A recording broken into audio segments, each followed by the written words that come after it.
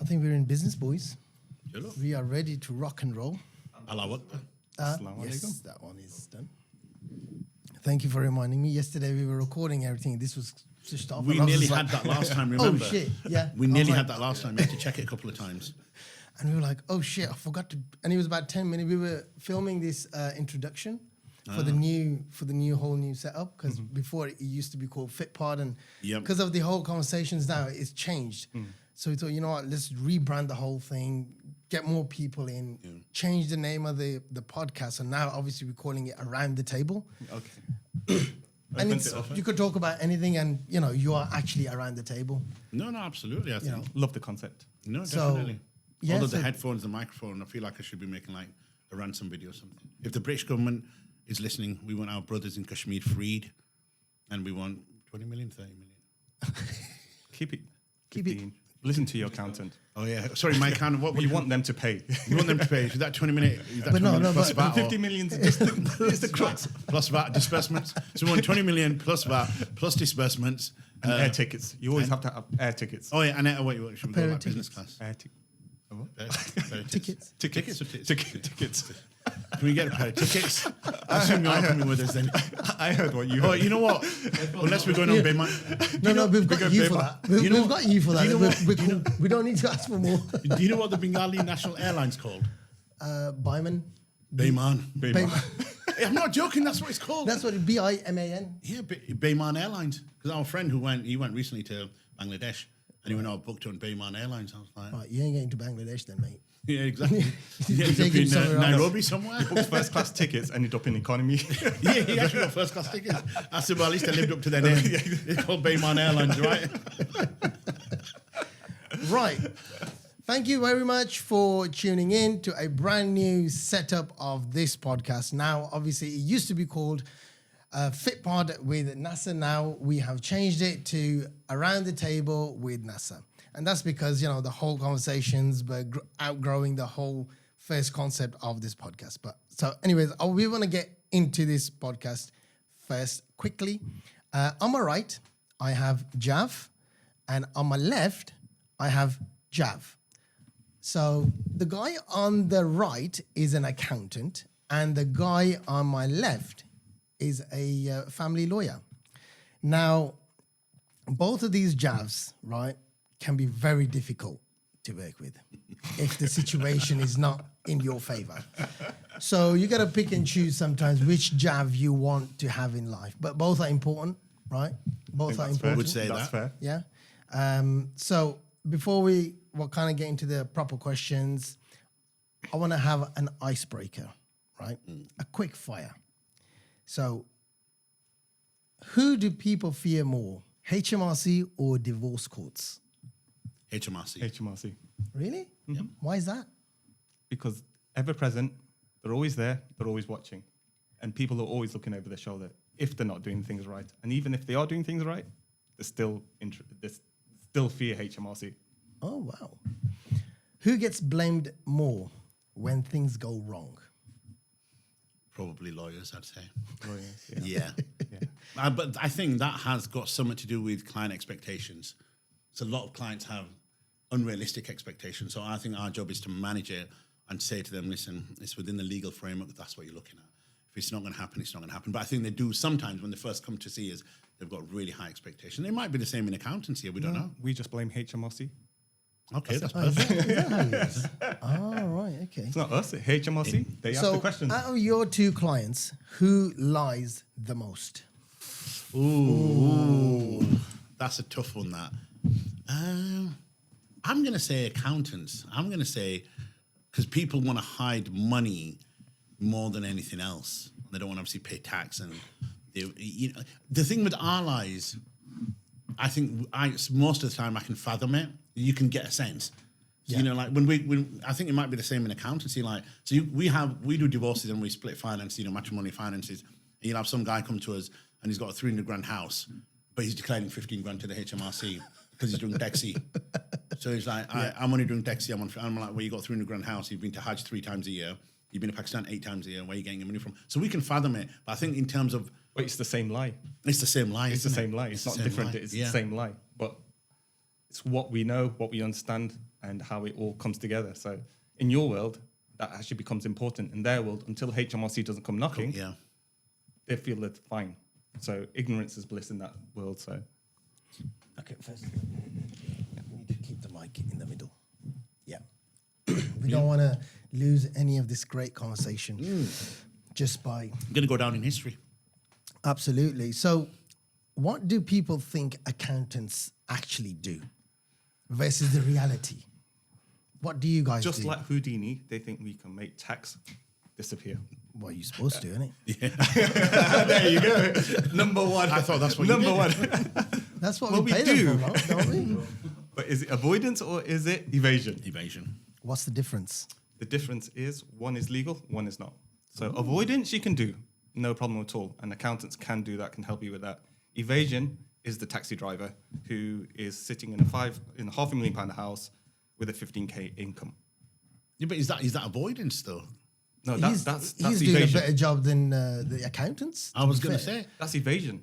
No, because if he But when declares he's making 30 grand a year, for argument's sake, but then he declares 15 grand expenses, there might be a little bit, you know what I mean, betting as a £6 note. Well, no, that's fair because he will have those expenses. Yeah, That's so not a is problem. that avoidance It's or is just when they're doing 50K and they're declaring 15 without the expenses. Yeah. So they say, well, I don't want to pay. So you'll always have, Papa, I only want to pay £2,000 tax, or I only pay £500 tax. Well, where did you make that number up from? So they're working it backwards. They're then? working it backwards. Yeah. They're happy to pay that number. But the reality is how much they've made is hard to tell. Now, in a digital economy, It's very black different. and white. Black and white. Yeah. And especially with Uber nowadays, Yes. this week, Uber drivers have got a little notice on their email saying, we have submitted your information to HMRC. Oh, yeah, I What got do I that do? as well. Hey, you Yeah, I got game that as over. well. Are you Not that I'm a taxi driver. Okay, are you moonlighting? Okay, is there anything you don't do? Can I see your tax return, please? Yeah. Is there What's he showing? What's he I'm declaring? showing five grand. is that why you keep on your phone going, I don't want that job? No, I'm not taking that job. No, for my work, for Pepe's, Yeah. right, we got an email because we have Uber Yeah. here. So Oh, you got Uber Eats? yeah. So they sent me an email saying this is how much it is. We're submitting it because people probably are. Yeah. But I Avoiding. think But then they wait for you to do self-declare and they go, aha, there you are, caught you. Because we know you've made X amount, but in reality, you've only declared this much. But from my understanding, I mean, just specifically within taxi drivers, in my job, I've done it a couple of times where we've gone behind what we call the corporate veil. Yeah. So, Papamu does declare 15 grand a year. We've gone to the taxi base who back up all their jobs now. So they have almost like a cloud system because everything is, everything's digital. And you can actually download exactly what jobs that particular driver's done and how much income they made. But I'm thinking, But you'll you know have, better. you have a vested interest in doing that. Yeah, but because HMRC you won't want do to. it. Proportionality, isn't it? HMRC know what you're up to. Me or the taxi driver? No, you. And the taxi driver, and him, and anyone else in this room. No, but you know about the System Connect, right? Yeah, absolutely. We're gonna come to that. We're gonna Okay. come to All that. right, We're gonna okay, come to right, that. right, We're gonna come to that. You obviously would say no. If you've been doing some thing you put and this is not really an interview, this is more for you to get information. Of course it is. Like, imagine sitting with him in his office. He's gonna be looking at his watch. Watch for exactly. An hour, 2 hours, 3, and then he's gonna bill me about £500-600. Exactly. Right? Whereas So here, why you can not? speak to him and not even record it, pretend we're recording it. Normally ask for payment up front anyway, especially when he turns up. So, family lawyer Jav. Yes. By the time they see me, it's already emotional, Yep. right? So, what does that mean as a lawyer? So, how do things get emotional before they even come to see you? They don't even know what's going on. Well, a lot of the time they do know what's going on in the sense that then sometimes I always say people work backwards. Yeah. Right? So, and I've had this a few times with Jav here when we've been spitballing about life and stuff. I always say to him, I don't know what I want, but I know what I don't want. Right? So sometimes people come to us and say, I don't know what's going to happen. I don't want this. So you tell us what the next step is. So they expect you to reverse engineer everything. Well, yeah, so they're kind of going, how, I don't want to stay with him or her, but I don't know what I don't know what the future is. How do I get a divorce? What's going to happen to the kids? What's going to happen to... So when I say it's emotional, a lot of the times, yeah, they've already made up their mind. Like, my mum's really funny. Like, my mum always says to me, why do you divorce people for? You know, I'm not... Mum, Shatanikam. Yeah, shatanikam. You know, you're making them... I'm like, Mum, I'm not knocking on their door going, are you happily married? Yeah, why are you happily married? Why? Tell me. No, you shouldn't be happily married. Get out. Get out. Get out. I said, Mum, it don't work like that. It's like people come to us when they're at the right of the... Like thinking precipice, they're on the edge and they're kind of going, right, we're not sure. Yeah. And our job is to say, listen, this is the outcome. We lay it out. You've got your pros, your cons, whatever it is. You now tell us what you want to do. So, I mean, that's where we come in. We don't proactively divorce people as such. Does that make sense? Like I said, you don't go knocking on doors. I've got leaflets going, divorce your husband and wife today. Why are you with them? Yeah, claim today. I can make you $1 million. Yeah, one of them. How much is your husband worth? I'll tell you a funny story. It was my niece's engagement yesterday. Oh, mashallah. Yeah, it was engagement stroke. Thinking bath bucky as they call it. Right, yeah. Nowadays they'll do all these new functions and everything. Our days it was get on a plane, get married first, because then that's it. Done. Yeah, it doesn't Nice matter and if she's got easy. a tash. Doesn't matter. It looks nice on her. Right? He's fine, seriously. Yeah, Bushy's got a nice little tash. It suits her name as well. Bushy, right? So they came down, we were chit-chatting, and there's quite a few of them. I've never met them before. And they said to me, what do you do for a living?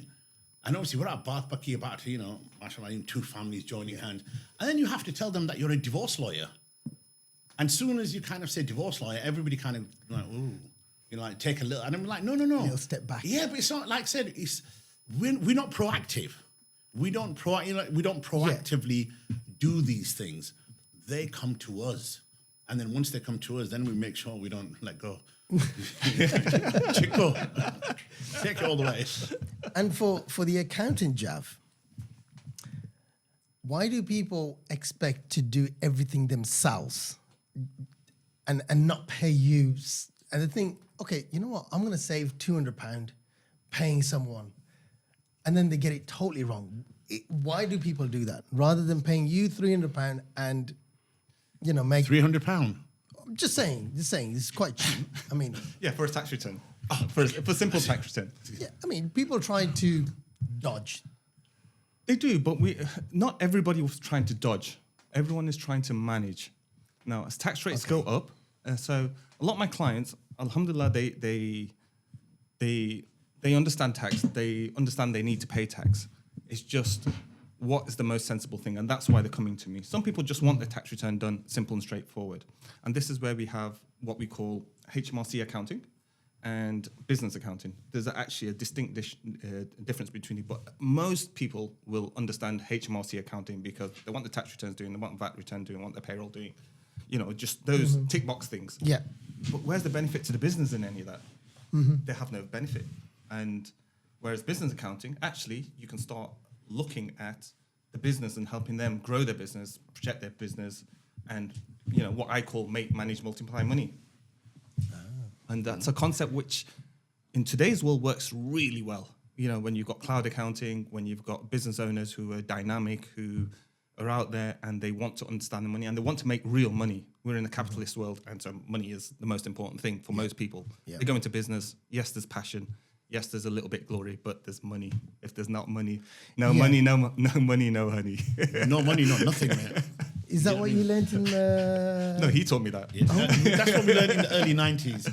When I think what you forget is we've got a shared history. So I've known Jaff for about 30 years. Right. Okay. So we met at uni and we've been close, very, very, very close. Probably closest friends, I think, for the last 30 years. So we're like a team version of Matt Damon and Ben Affleck. So if you bought us from wish.com, this is what you'd get, basically. No money, no honey was something in the mid-90s that I must have said to him. And for some weird reason, being an accountant is stuck in his head 30 years later. So that's his mantra now. So, guys, which industry creates most financial stress at home? Definitely divorce, I'd say. I don't know, would you agree? No, if you haven't got any money, then it's the same thing, isn't it? The divorce can be the result of having no money. Also, or having too much money. Having too much money. I mean, yeah, I've seen the divorces like that as well. But I think money is money the problem or is money the afterthought? No, the money creates the problem. So, But that's what I'm saying. and Or is it the other way around? It creates the expectation. So if you have a lot of money, it creates a different set of dynamics and different set of problems, I would say. Yeah, but That's true. If your behavior hasn't been managed or your understanding isn't managed. But I having suppose- no money, that puts a strain on a relationship. But having too much money also can put a strain on a relationship because people then That's rarer, I think. mindsets change. So I've got a client very, very recently, and he's got like a 6-figure house, and out of love or whatever you want to call it, he put it on his wife's name. Wife's name. So this was obviously when things were really good, like you're talking like 15 years ago or something. Yeah. Wife suddenly changed according to him, and now obviously she's turned around saying, "Well, I've got the house now." Now, my question is would she have done the same had it been a 50 grand house? Like if they were living in a 2 up, 2 down, would she still, or was it the house or was it her mindset, or was she already like that and she was after it? Well, what made her change the mindset? Was it the husband? He could have. Yeah, I suppose. But then I suppose my question more is when you've got financial freedom, we'll speak about, are you then more open to making decisions that you wouldn't have made if you didn't have financial freedom? So I think we alluded to this last time we had a conversation, is do some women, especially Pakistani women, do they stay in a marriage because they don't have the financial freedom? Had they had the financial freedom, would they then leave the marriage because they think, you know what, I can cope on my own, I can get this money, I can go buy a house, whatever. So I guess what I'm saying is what comes first? Is it the mindset or the money or the money or the mindset? I would say it's multifactorial because then culture can hold people back from doing things, even if money is there. True. So even if back in the day, if someone would call their father up and say, I'm having problems in my marriage, the dad would say, "Shh, be quiet, Yeah, get on fix with it, sort it out. Don't talk to me about this. You've got to get it done. So money or no money in that situation is irrelevant. True. Doesn't matter. I suppose with the changing times and generations changing, we certainly find obviously divorce at this moment in time is quite prevalent within the South Asian community compared to when it was 30 years ago. Because generations change, people's sabr, if you want to call it, for want of a better word, is a lot less. Yeah. The reasons they stay together is a lot less. So this is where money does come into it because everybody wants more. Everybody wants the houses, they want the cars. Or are they using it as a weapon? Because I've seen people do that in divorces. They don't necessarily want it, but they know it's a hinge. We can use it as leverage. We can use it as weapon. Yeah. So I've got one client. He's a really nice guy, open-hearted, making decent money. No problems in that department in making money, but when it comes down to it, he's still spending it all. Very charitable guy. And when I had him in my office, I had him sat down there. We were talking, and I told him you can't give to charity because you just don't have enough to pay everything that what's going out. And he broke down in tears because he was like, have I come to that stage where I'm earning money and I can't give to charity? I go, you need to understand the money setup. Where is your money? And this got to a point where was the money going? So I analysed his bank statements, tell him where his money's going. And he's going into the household, to his kids, his wife, whatever the setup was. And I said, you have to create the relationship with your wife in order to be able to have that difficult discussion. If we need to tighten up, you need to tighten up. He can't, because he knows it's going to end up in divorce. That's where you will come into it. So a year down the line, it's 2 years down the line, and he's not having those discussions. And I can see in the background, it's 50 grand, 100 grand, 150 grand. And one day it will land at his front door and he's going to get blamed for it. But I'm saying he should have had the discussion beforehand. Before it reaches him, he should have the discussion. But he knows where it's going to go in that end. And it's a tragedy because I think it can be solved. Because if you have those sensible discussions and continue at it, even with the kids, because the kids are away at uni, they're doing what they're doing. Papa, can you buy me this? Can you buy me that? Can you buy me? Of course. And he's not going to say no. He's too kind-hearted. Yeah. He's a lovely fella. But yeah, that's where money can create the. Well, there's an old saying, isn't there? Like, money is the root of all evil, or the bane of all evil. So I suppose it does. But I think it's more about with money. I always say it's either the way you use money or the way money uses you. Yeah, it depends how you use money, right? Yeah, but it's whether money is money the object, or is what money can facilitate the thing. No, but another problem now is this whole social media. I always come back down to that because, Yeah. and you know, there's the influence of I want that lifestyle. Yeah. Right. 100%. And then, you know, this person's just put the whole house on her name and probably she's still not happy enough because it's not, you know. Because the thing with social media, as we've said again and again, is people can be stupid. Human beings are stupid fundamentally, right? Yeah. Because what social media does, it gives you a very fake aspiration. So they basically, these guys, girls, influencers, what you want to call them, they put something out there that is aesthetically pleasing. Apparently that's a phrase now, aesthetically pleasing. That's an aspiration that you're never going to reach because what they're putting out is fake in the first place. Yeah, exactly. Right? It's like me saying I want to be, I don't know, like be chuff chuff. Yeah. He's a fake. I'll openly say it. So me saying I want to be, right? It's not going to happen because the guy himself is a fake. How am I even going to get there? Now, everything they're putting up is a fakery. Whether they're in this restaurant, that restaurant, giving it full time. And I know restaurants now, I won't name them, they have an Instagram menu. They've actually got an Instagram. They've got an Instagram menu. So you go in, genuinely, up north, there's a restaurant, they've got an Instagram menu and a normal menu. So you go in and you say, I want something from the Instagram menu. They'll bring that out. That's just for pictures. Take it, upload it. And then they've got another menu where you can actually order your food and stuff like that. Do you pay for that food though? Yes. Just to take photos? Just to take photos. I mean, it's edible, but it's not a main menu thing. Okay. So it's just for the photo? It's just effectively for the photos, yeah. That's crazy. I know, but that's the society we're living in. I might have to recommend that to my clients. Yeah, right, exactly. Right? It's another revenue stream, right? But the fact, it isn't crazy that they've got it. It's not crazy that they've got it. It's crazy that it sells. See, as a salesperson, I'm going to put out there what I think sells. If someone's willing to buy it, that means it's going to sell. I thought bottled water was crazy sell.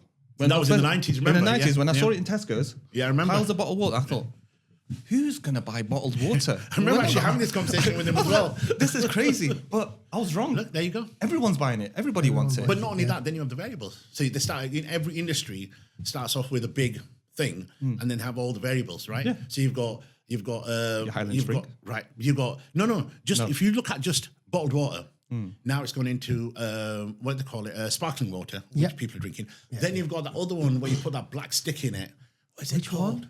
Yeah, there's the like which infused posh- thing or something. no. It's You like can't filtered. drink that, that'll It's kill you. filtered, but it's called. Oh my god, what is it called? When you electrolytes. Oh, right. You know what I'm talking about? Yeah. Right. Electrolytes. No, it's called electrolytes. That's what it's called. Electrolytes, yeah. Right? There's a black rock stick thing. Yeah, There's they probably put different in the versions. water. You can actually Yeah, put powder in and but stuff like that as well. the genesis is started from Just the bottled Bottled water. water. Bottled water. now. This is And where flavoured water right and all now. 30 years ago, you look at it and went bottled water. Who's going to buy that? Now you've got 10 variants of it. Yeah. Yeah. 100%. And this is what's going to happen more and more as we're going. Like this restaurant's got an Instagram menu. I guarantee that's going to, I don't know what it's going to morph into, but it'll morph into something else as well, because that's where society's heading. We're all about what does it look like? What's the image I can give out? What can I do? What can I do this? What can I do that? Reality is a The construct. reality now of having a restaurant, it's not even about the food anymore, which is the sad thing. Yeah. People are not even, that's the last thing on their mind.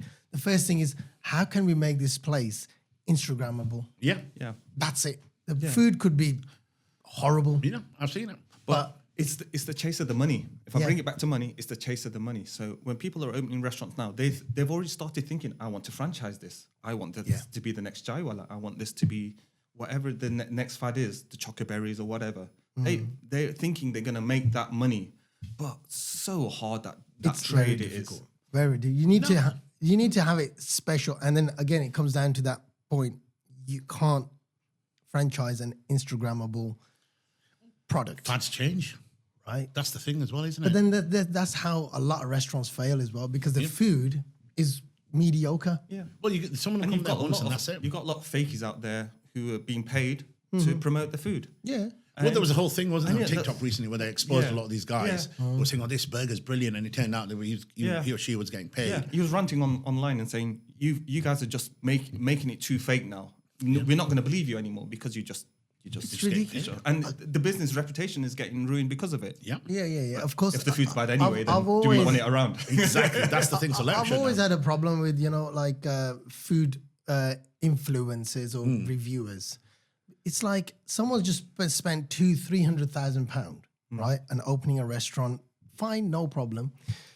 But then somebody with a camera turns up, right, who's got no clue whatsoever about food. He's got about 10,000 followers, right, who also have no clue of food. Now, you've just put up something that might not be nice to your taste buds, right? Yeah, horses for courses. Yeah. And now you've literally just ruined somebody's 300 grand. Why would you do that? But that's why they're called influencers, because they can influence that, can't they? Yeah. Does that make sense? It's just But madness. It's madness. Absolutely. But potentially you're going to try it once. So they'll last a year and a half because people are trying it once. Yeah. Then the reputation after a year and a half, because we went to a place just 2 nights ago. It's my mom's birthday. So we went there 2 nights ago. We probably went there last maybe 5 or 7 years ago. Not the best food. Still not the best food. It's going to be another 7 years before I go back there again. Wow. And I'm not going there again. I think that's So it wasn't the food that attracted you there then? Or was no, it the space or the... it's just... Are you Instagram person as well? He's very Instagrammable. Get me out there. See Mum, what we need damage to I go do. to this one. I need to take some pictures for my Instagram. Exactly. But nowadays, that's what it's about, isn't it? That's what it's But about. they're established brand, and they will remain in that place forever and For a a day very long because they've time, got good average food. Yeah. And it's well priced, and they know their niche and they know their market, so they'll do okay in that. But what they're selling isn't sometimes what they're selling isn't the food, they're selling the experience. Yeah, that's So like what when they we say, had, right? Put it this way: when we had our mate's 50th, was it his 50th? in Birmingham. Yeah, no, it wasn't our mate. It was his mate. It was his wife's 50th. Do you remember? Yeah. You know what I'm talking about, right? Yeah. Right. Now that restaurant, I don't want to name it. It's in Birmingham, massive, absolutely huge, wasn't it? I think you gave it away, but go on. Yeah. I mean, they've got different floors on it and stuff. Well, I don't want to say it, but like that, the food was mid. Yeah. Right. I don't remember the food. Right, there you so go. it's not memorable. But you remember the ambience. Yeah. You remember the aesthetics. You remember the table. You remember the lighting. You remember. Yeah. So that's what they were actually selling. Yeah. Because all the people there were essentially taking pictures of each other and of the place. Nobody was actually going. Oh, on the the walk-in street. was fantastic. Right, there you go. Beautiful. Right. Yeah. So what I'm saying is now restaurants aren't necessarily sorry. Their first port of call isn't to sell the food. No. It's to sell the lifestyle, experience. the Yeah, experience. the experience. Right. So you can say, I've been to so-and-so restaurant, I've been here, I've been there. And they're like, oh my God, that's got this on it, that's got that on it. Like one of the best restaurants you've been to many, many times in Bradford is called Sultan's. I'll openly say it. Sultan's a guy, he's an Aji. He still cooks himself. I'm not joking. He's in his mid-70s to mid to late 70s. Best restaurant food-wise. Aesthetically, I mean, like dingy tables, all that stuff. Couldn't care less. Couldn't care less. Couldn't care less. He's been there 40 years. Why? Because his primary selling objective is you're buying the food. It's a restaurant. You come to a restaurant for what? Food. But now there's been a seismic shift. We don't go to restaurants for food anymore. We go there to... We just want to be seen in a nice place. We want to be seen. Like I said, Instagram menu. I went to Covent Garden a couple of days ago, took the family, and the food looked really nice. The steak looked really, really nice, and the bao buns looked really nice as well. And I'm a big steak eater. I love my steak. And went there, absolutely horrendous. Like, I was actually disappointed to another level. That's how bad it was. My Because they wife's set like, you up. yeah, it looked nice. My wife's like, shall we go here? I says, yeah, it looks nice. We go. And there's somebody like says, oh, we went to this restaurant. It was a review, a really nice this and a really nice that. Absolutely disgusting. It was horrible. I'm not going to mention any But the restaurant. actual food was horrible. Yeah. But the ambiance... The ambiance was nice. It was Yeah, right, okay. there It you go. was Right, okay. but- It wasn't but- like, wow, look at this place. Yeah. No. Right. Now Were your let me- kids happy? No. Right, let me stop you No there. one Let me was- stop no you there one for 1 second. Your purpose for going to that restaurant Was food. was food. Yeah. I Right. couldn't care less about the restaurant. Right. Now, switched on its head, other people who might have seen that review or might be thinking, oh, that restaurant, we just want to be seen in the restaurant. Yeah. We don't care about the food. as long as we take a picture of us in that restaurant, that's the objective. The restaurant itself was in Covent Garden, and it's in the middle of something. And I think I it's know not the one even- you're about. It's I not think- even yeah, I like think I a know proper about that. restaurant. It's like a It's in glorified the- hub like, kind of thing. courtyard, isn't it? Yeah, it's in the courtyard. Yeah, I know exactly the one you're So about. It's pretty around there, though. It's nice. It's right there. you Very go, nice right? place. Aesthetically, Yeah, very aesthetically, nice. Yeah, it's nice. everything Very good around that pictures. restaurant Yeah. was very nice. very nice pictures. But that's what I'm saying. Your objective wasn't the pictures. Yeah. Your objective was the food. Yeah. So now, bringing it back down to business, so to speak, when someone opens up any business or a restaurant or anything like that, these things, they have to take into account now. Yeah. Does that in, make sense? but in a Yeah, place like that, it matters less because people are going to come anyway. So in a nice location like that, people are going to come and try it. It's not a place for necessarily for repeat business, unless Yeah. because the Covent Garden isn't local. Touristy, isn't it? Yeah, so so everyone's going to be coming there. As long as they're popular on Instagram, they'll do fine. As long as they don't poison anyone, they're going to be fine. They're going to make their money. They poisoned my wallet. They poisoned your wallet. poisoned your Poisoned my wallet. wallet. Maybe. I thought you said your wife for a second. There. Yeah, I know. No, I'll be devastated. Yeah, of course you would. You know, He's going to get you wants into trouble. me- He wants me. You said you don't His go client. out That's what he wants. and knock on people's doors to get them divorced. That looked like helping a divorce process get Exactly. started. He wants my money. I was, wants me I want your money. I was merely asking him to reflect. Everybody wants my money. Are you married or are you Give me, happily I'm married. married? I am very happily married, alhamdulillah. Thank you. When they say very, Are you sure? Yes. And I've got a lot of money, and I don't pay tax, and I don't need him, and I don't need you. So hang on, you got a lot of money, you don't pay tax, but you don't need him. You definitely need him then. If you're happily married, mashallah, you don't need me. you know, I might need to report you now. That's fine. Yeah, actually, I might have to do that as well. That's fine. So how much money have you got again? I don't keep anything in my debit. Everything's credit. Everything He's credit. got his private jet out there. He's just going to jump on that and he's just going to disappear. Yeah, it's called the VW Polo. VW Polo. 20-inch wheels. Straight And on the, to Bayman Airlines. and the spoiler. Right, gents. How often do you see money arguments hiding deeper relationship issues? All the time. Wow, tell me so. Give me a story. Give me something. Give me a. So when you say money problem hiding a deeper problem, in my line of work, Yeah. money sometimes is the compensation that people pay each other to stay in the marriage. Again, so a wife will think, you know what, I don't really want to be here. But he's letting- providing me that lifestyle, the Lifestyle, Instagram right. lifestyle There you kind go. of thing. Right? He's letting me go out. He's letting me go out with my mates. He's letting me do this. He's letting me do that. Blah, blah, blah, blah. Why am I going to divorce him? Leave it be.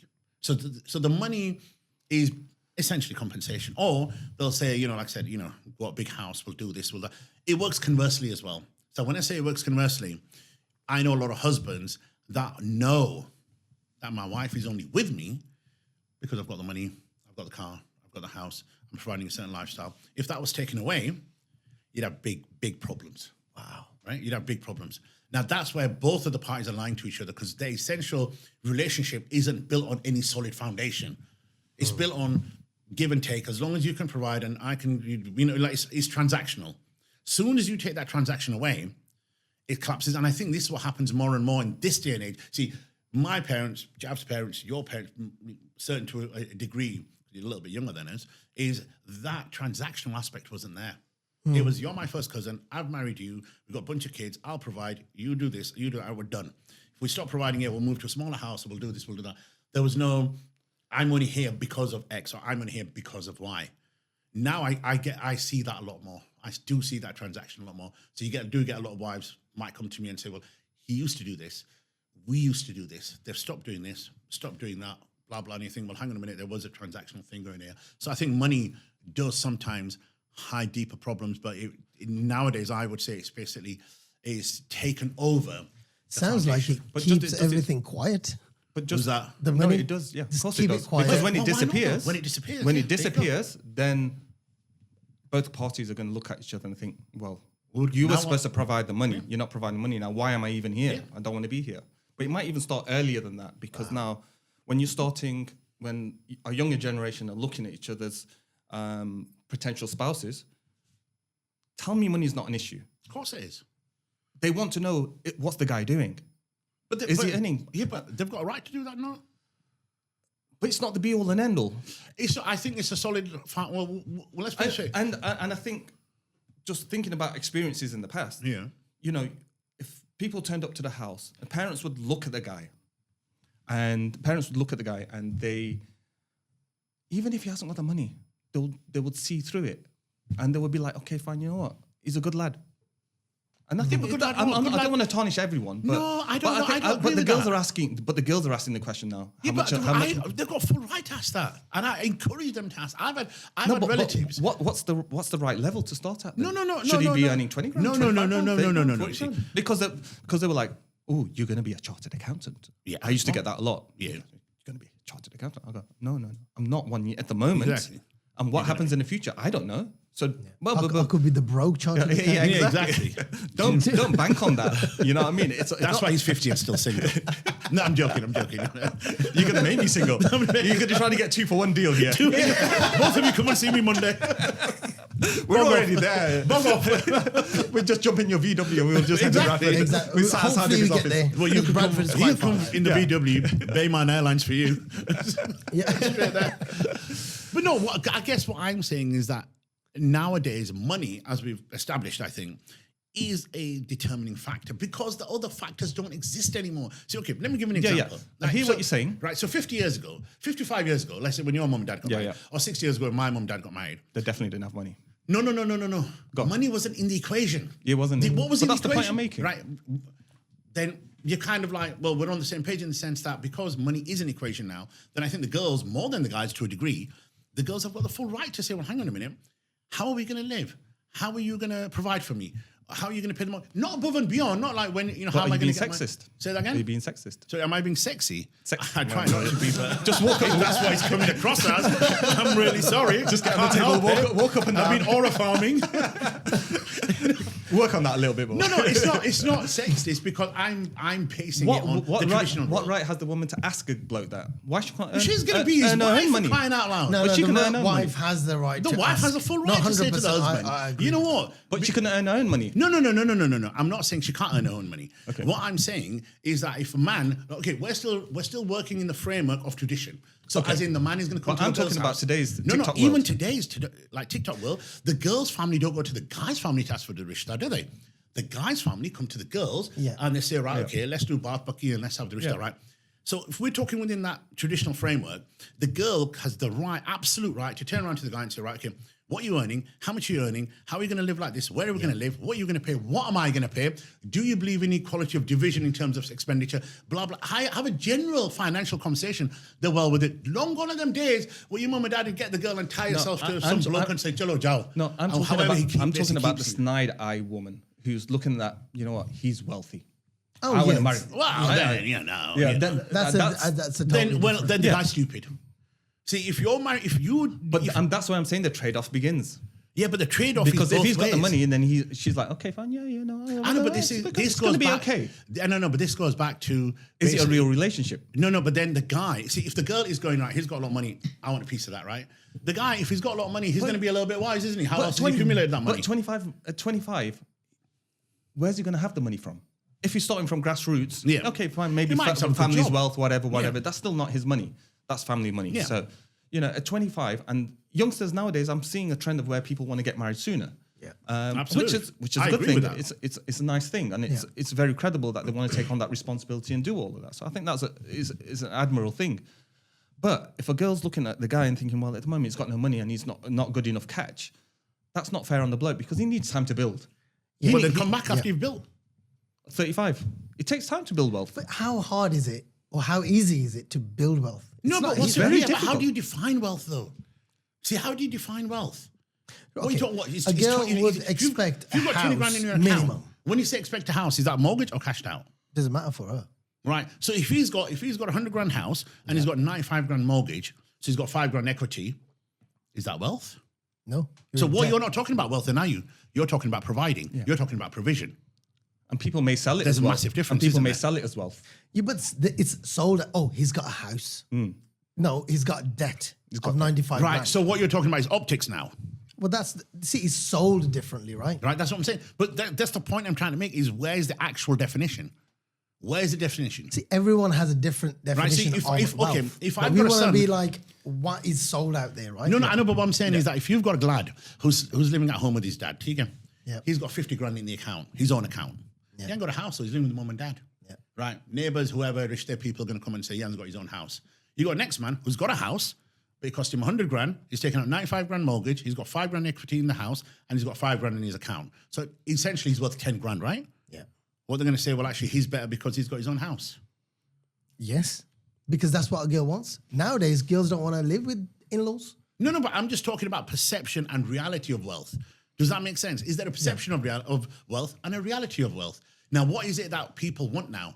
See, now, I understand that the girls don't want to live with in-laws. We get that all the time. Yeah. You know what I mean? Like 85% of my divorces, I don't want to live with my in-laws, and my sister-in-law's a cow and she's got a tash and all that crap, which is fine. I get that. Proper. It's something about the tash, isn't it? Yeah, bearded women, you know, we get a lot of them.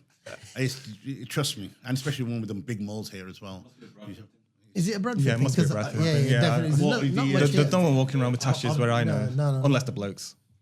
Behave yourself. Look at his face. Don't tell that story, please. I was young. I needed the money. Is that the 50 grand guy you're talking about? I'm not saying anything else. Yeah. I need to go. All I'm saying is that when he says he's found a girl with an Adam's apple, I tend to get worried. So, okay, wait. Okay, so what I'm saying is that's different. Where girls saying I don't want to live with, in-laws and stuff like that. That's fine. But when you're talking about wealth, like a girl has the right to question her husband and everything, I completely agree with that. Yeah. But I'm saying, what is she questioning him? Is it provisions or is it capital wealth? There's a difference, isn't there? Yes, there is. Right. That's where I'm coming from, is a girl has the full right to say how you're going to provide for me, right? Not how much are you worth and what have you got in the bank and blah, blah. There's a massive difference. Yes. She's not... I can be on board with that. Yeah, I don't think she's got the right to kind of say, what's your capital worth? No. Yeah. Are you going to? She's talking about provision. Right. That's it. Are you going to provide a roof over my head? Yes. Yeah. Am I going to have food in my stomach? Yeah. Am I going to have clothes on my back? Yeah. Are we going to be okay? Yeah. Are we in that generation though? Are we not already so well to do that? Most people, when they're talking about rich, they have a set of income standard already. They may be working themselves, so they have an income standard already. So maybe that. I'm saying the girl has the right, though. The girl has the right. It has the right, but I'm saying that's not the conversation they're having in today's world. That's the conversation they should be having. The conversations they're having, they're again, already reality beyond. and perception. Isn't it? Yeah. But they're beyond that now because a lot of the girls are educated. The guys are educated as well. That's a problem, isn't it?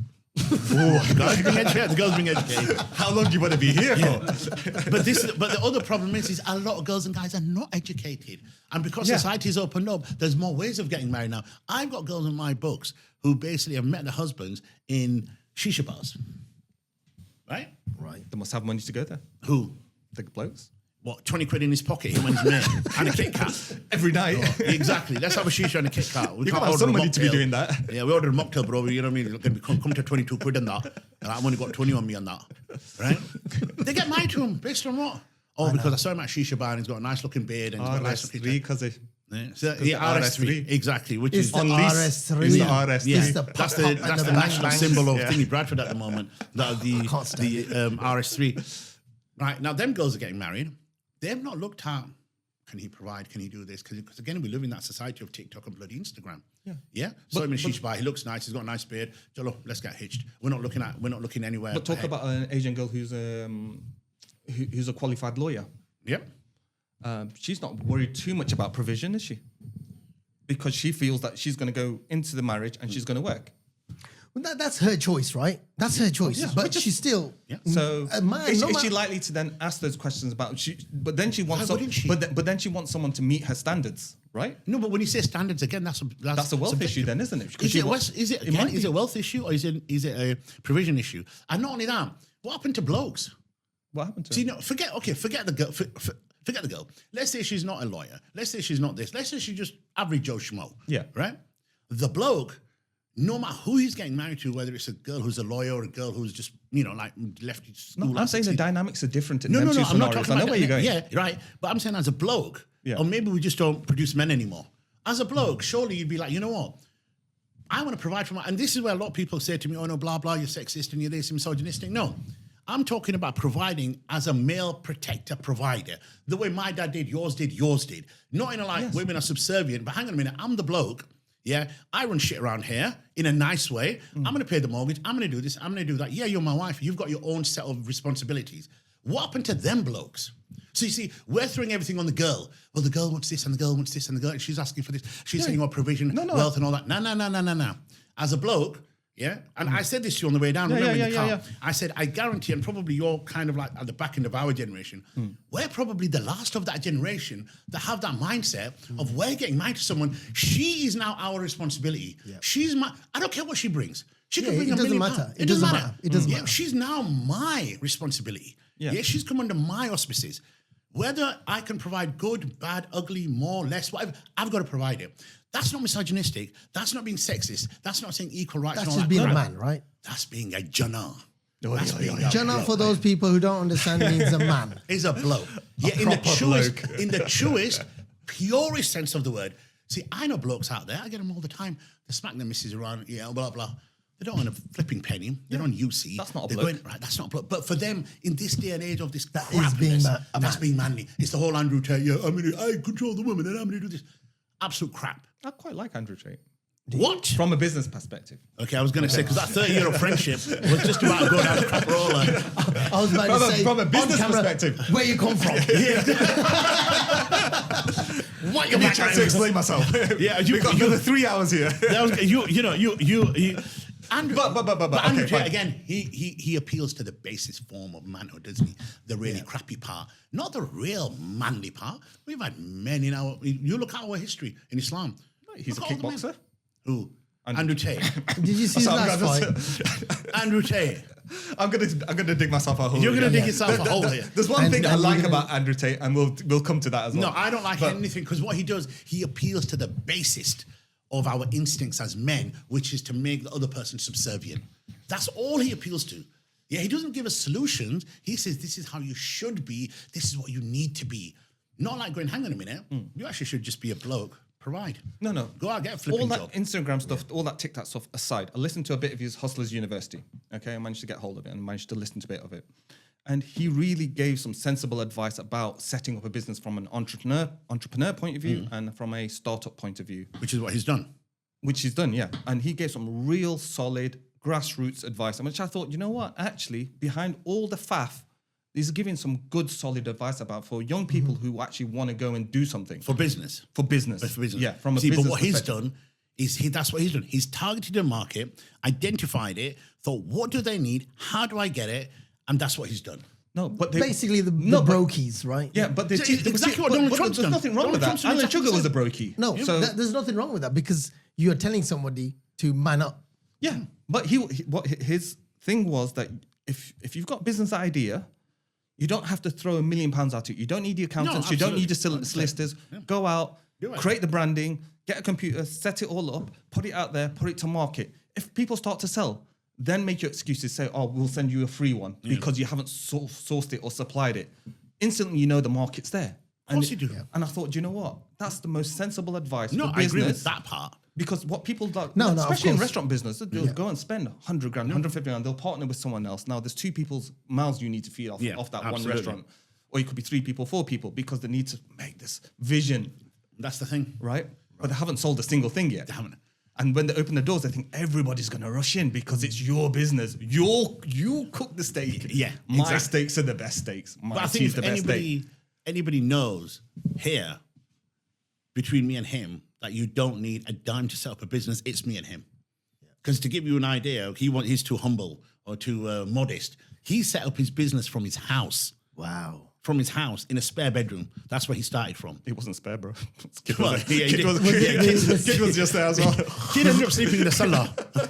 Was it the 7th room in his house? The 7th room. Far from it. Trust me, far from it. So just like Donald Trump said, I borrowed $1 million from my dad. Nothing much. Bro, I'm an accountant. I would never borrow $1 million. Exactly. But what I'm saying is you don't need. Like he set up from his bedroom. Okay. And then you don't need from there, I set up. Basically, I literally spent 0 pence when I set up. Yeah. You just need a laptop, especially with your businesses. If that, I'd say if that. You need an idea, you need a bit of grit, you need a bit of determination, you need go-getting, and the biggest thing you need is good people around you. Yeah. Which is the realest people. And this was 2006 when I started up the business, and I think maybe a bit before 2006. What's your business called? It's called Gower Accountancy. Gower. And we are actually middle of rebranding to Inspired Accounting. Oh, right, okay. And Maybe because we should have a conversation then. Yeah, because, and 2006, starting up, had leaflets, and I would go down the main road. Is that what you did as well? No, I was with him. I was with him. No, seriously, I thought I need. On the back of it was divorce. Divorce. Why are you happy, married? And the other side was Accounting. We look after you. Money's after you've been divorced. Yes, sounds like a plan. 2 in 1. Yeah. It must be make money, manage multiply money. And Don't give it to your wife. and Don't live give it to your wife. happily ever after. Best way. Keep it for yourself, Best way. money. Best way.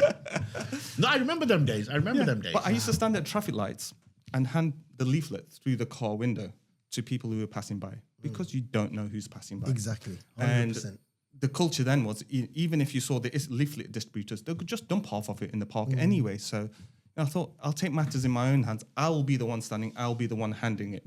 So when they did call, I got your leaflet through the car window. I was like, yeah, that was me. I was like, oh, that's fantastic. And they really... It's that connection. The connection, yeah. Instant So like this guy, connection. he's there. He's working. He's doing his bit. Yeah. And because we didn't have the Instagrams and social media at that time, so we had to get the word out was one way or another. And I didn't have physical. word. It had to be. Marketing. And It had to I be. didn't have word of mouth either because I just didn't have a business then at that point in time. So we started from grassroots up. Even looked in the yellow pages, 170-hour accountants. I'm not even looking at that again. Never looking at that again. That's the last time I looked at, and that was the last time. I don't care what people are doing around me. I'm me. I am the way I am. I'm going to help businesses. I'm here to help businesses, and that's, alhamdulillah, if I do a good job like that, and people come to me for that reason because I'm there to help. Like, recently a client's just left the firm in that way, and he's like, he thought he was going to get the spiel about this is the deadline, you owe me these fees, and this is that, the other. Like, no, bro. I'll do your payroll for you. I'll set up the next position for you so you can move on quickly, quietly, nicely. Yeah. Because I respect him as a business person. Yeah. And the money didn't matter. It doesn't matter still. Yeah, and he's a lovely guy. And I want that relationship with him online. And it's not about the contract he signed. Nothing to do with that. Right, moving on, boys. From We haven't even started, have we, really? females and males. Okay. I Never thought want I'd hear to... that In sentence. between us? I was going to say I never thought I'd heard that sentence. Moving on from males and females. Where are you going with this, please? Exactly. Can we have a moment? That was one drunken night. I barely remember it. There's too many genders, but we don't have. I only know enough time. two. I know two, woman and man. Okay. Are you trying to tell us something? You want to just openly say No. it? Sure. It's all right. Shh. Afterwards. I see the hormone tablets are working with like the beard. Oh, did it? Yeah. Oh, wicked. Is it coming less? Yeah. Yeah, looking good, man. It's come down now. Perfect. It's working. It's working. I was His name's Nasser as well. You used to be anyway. Wasn't it Nazarene? No, that's in the future. Future. So we're talking about HMRC and Connect. Ooh, okay. Right. So what is Connect and how does it track individuals? This was 2010 when it started. And the word Okay. connect says a lot. Yeah. So before that time, you had a position where the VAT department was the VAT department, self-assessment was that department, corporation tax was... It's good. It's good because I can see it here. All right. Corporation tax department was their department. It was a bit disjointed. Everyone had their own departments in the set. Now with Connect, it's a central data analytics center and it's a profiling system. So the technology in 15 years connects data from everywhere. So you think about... So when you say everywhere, everywhere. So let's start with this. Okay, they know where you live, right? right? Yeah. They know the properties that you own Okay. from land registry. Yeah. They get information from the mortgage companies, what mortgages you got. So if you've got 5 houses, even though no mortgages, they'll know that from your tax return, what rentals you... Because you're not living in all 5 houses. Yeah. So they know that, okay, fine, he's got that position where he's not declaring everything. What else you got? Then you got the DVLA for the cars that you've got. It's got that information. Got data from the credit reference agencies. Liking this so far? No, like in this I'm song. moving abroad tonight. Where's my passport? No. That doesn't help you because then we have CRS. Okay? Who is this CRS Ben? CRS is 100 countries connected to on an information Okay, exchange can you tell me agreement. those 100 countries so I can Yeah, we go know to the it. one that isn't on that list. Me and you are going to Namibia. I'm going Chad. Are you going to Chad? Yeah, I'll see you there, bro. Have your dentist pulled down. If it's not HMRC, it's going to be someone else. I think way, sometimes I'd rather go to Chad than have my Chaddies pulled down here. Sometimes I'd rather have HMRC, to be So I'll fair. have more money. At least you can talk to HMRC. Oh, no. I don't want to talk. I'll stick around. I don't want to talk to HMRC. If I make one phone call, I get a special invite for you. Do you want me to call your wife? It's okay, fine. I think we need to we tell, quit. we need to tell people where he's actually from. Yeah. I think, No, I whoa. think- I think we Okay, need- yeah, of course. Why not? Why am I hiding from that? Are you sure? Yeah. You sure? Okay, so when you were born in Ethiopia, growing up, Michael Jackson effect. I whitened out. So back to Connect. Yeah, so Connect, because this is quite important actually for the viewers, I think. They can, where do we get credit reference agencies, cars, bank accounts, okay? Now, this is the critical one. Bank accounts is serious because they can see annually your balance, the interest you earn, dividends you might earn. This information is now being fed in, even for properties, because a lot of our community have grown up buying properties, owning properties, staying under the radar, never really reported. Not because they're trying to hide anything, but just Being naive. It's just naive. It's just the way it's always been. And it's always been 10 years, 15 years, and time has just passed because they never really connected the dots in that way. And genuinely, a lot of people don't know they have to pay tax on it. So, but when they do learn about it, they do need to step forward. And it's a big area. But Connect itself is known to collect about £4 to £6 billion from that system alone because it's a risk profiling. So it will connect all those dots and your income and your lifestyle. So they can. So if they're picking up data from Uber and everything like that, then they know about you. Yeah. People get upset about their digital ID. Once that's all connected, I don't think you've got a lifestyle after that. I don't think you. I knew there was something similar. I know in law, like sometimes I think I mentioned it to you, like years ago when you it's a very small example. Years ago, you'd have to basically, if you were going to get fee exempt, so you'd apply for divorce, you didn't have to pay the fee. You'd have to send in your bank accounts and your pay slips and everything, right? But now, Is it legal aid to get legal aid? No. Yeah, well, a little bit like legal aid, but also what we call fee exemption. But now, when I spoke to one of my friends who works within the court system, they basically said years ago, but maybe 7, 8, 9 years ago, probably same time as Connect, when you basically apply for fee exemption or legal aid or whatever, they automatically get they have a feed direct from HMRC. All they've got to do is bang in your details, and instead of you physically sending your bank statements and physically sending your pay, they know exactly what you paid, what tax, what if you're on UC, you're on any benefits, everything gets fed in. And then they will decide, not based on what you've sent, based on what the feed they're getting from them, whether you're eligible for fee exemption or legal aid and stuff like that. Wow. Whereas years ago, we had to manually, hand in the pay slips. Yeah, you can change that. Yeah, exactly. Because today's day or hide money. Yeah, this year it's like RTI. Your salary details get produced every single month. Back in the day, it was only done annually. So people were like creating pay slips and doing whatever just to get the mortgages and do whatever. For immigration. Immigration as well, massive. yeah. So people would just manage to get novelty things off Amazon with whatever number they wanted and hand it in and make the application. So this Connect thing is something to really kind of... Well, it's 2010 with 2026 today. Look how advanced it will be with the rate of technology change now. They know about you. They know what you're up to. Now, whether you fall into the high-risk profile or not, then you'll get a prompt letter from HMRC to say, and we know about your property. Do you want to tell us about it? So they won't say to you, you got this property, you're earning this much, blah, blah, blah. They want you to self-declare because if you don't then declare it properly, then they can charge you penalties for deception, for trying. Yeah. But if you then come up, fine, you know what, this is a situation, I'm sorry. You know what I mean? I had one client who turned up and he was like, okay, fine. I've got 50 grand in the bank account, give him 50 grand. And I was like, no, you don't need to go to that. Just relax a minute. Let's just do the work and you'll be okay. And, the end bill was about £23,000. 55. The end bill was... including my fees. That was my fees. Including my fees, about 55 grand. Yeah, you only owed HMRC about £5,000. Put extra 5 on. But just on that, on a serious note, just on what you said about technology and stuff, in your industry, how big a threat is AI? So in terms of doing accounts, information, advice, I think everything. I think it's like with any industry. when I started my practice, or when I was learning and being a student and just shadowing and whatnot, it was tasks based. If those tasks are starting to disappear, so the bookkeeping concept, the actual task, I can get the paperwork, put it into a system, categorize it automatically, take out the VAT, stick it in your accounting system, you click OK. Yeah. Your bank reconcile, done. Fantastic. Right, so what That's the happens to task. you? Yeah, but what happens to you then? To me, I'm fine, because we, as accountants now, we have to level up. We have to talk about business. We have to be engaged in business. We're not just processing. I don't want to process. That's the boring part of accounting. So when people say accounting is basically boring, like human touch, you're saying. no, it's not even. They don't know how to connect the dots. Okay. So when you're trying to make money, manage money, multiply money, they're all connected. So when you're talking about a business, you've got maybe 5 or 6 different taxes to deal with. You need to bring them in. You need to make money out of all of that. You need to understand where your money is going.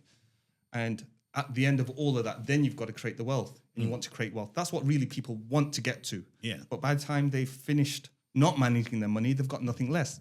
And what happens then, they'll say to me, I haven't got enough money for the tax bill. How am I going to pay the VAT? Well, because you're not managing your money properly. Or your business is rubbish. You haven't built in tax into your into your business plan. Yeah, you haven't factored it in there. And the smart people factor tax into their business. Bottom line. But do you think everything you're doing, one day AI could do? Not Where everything.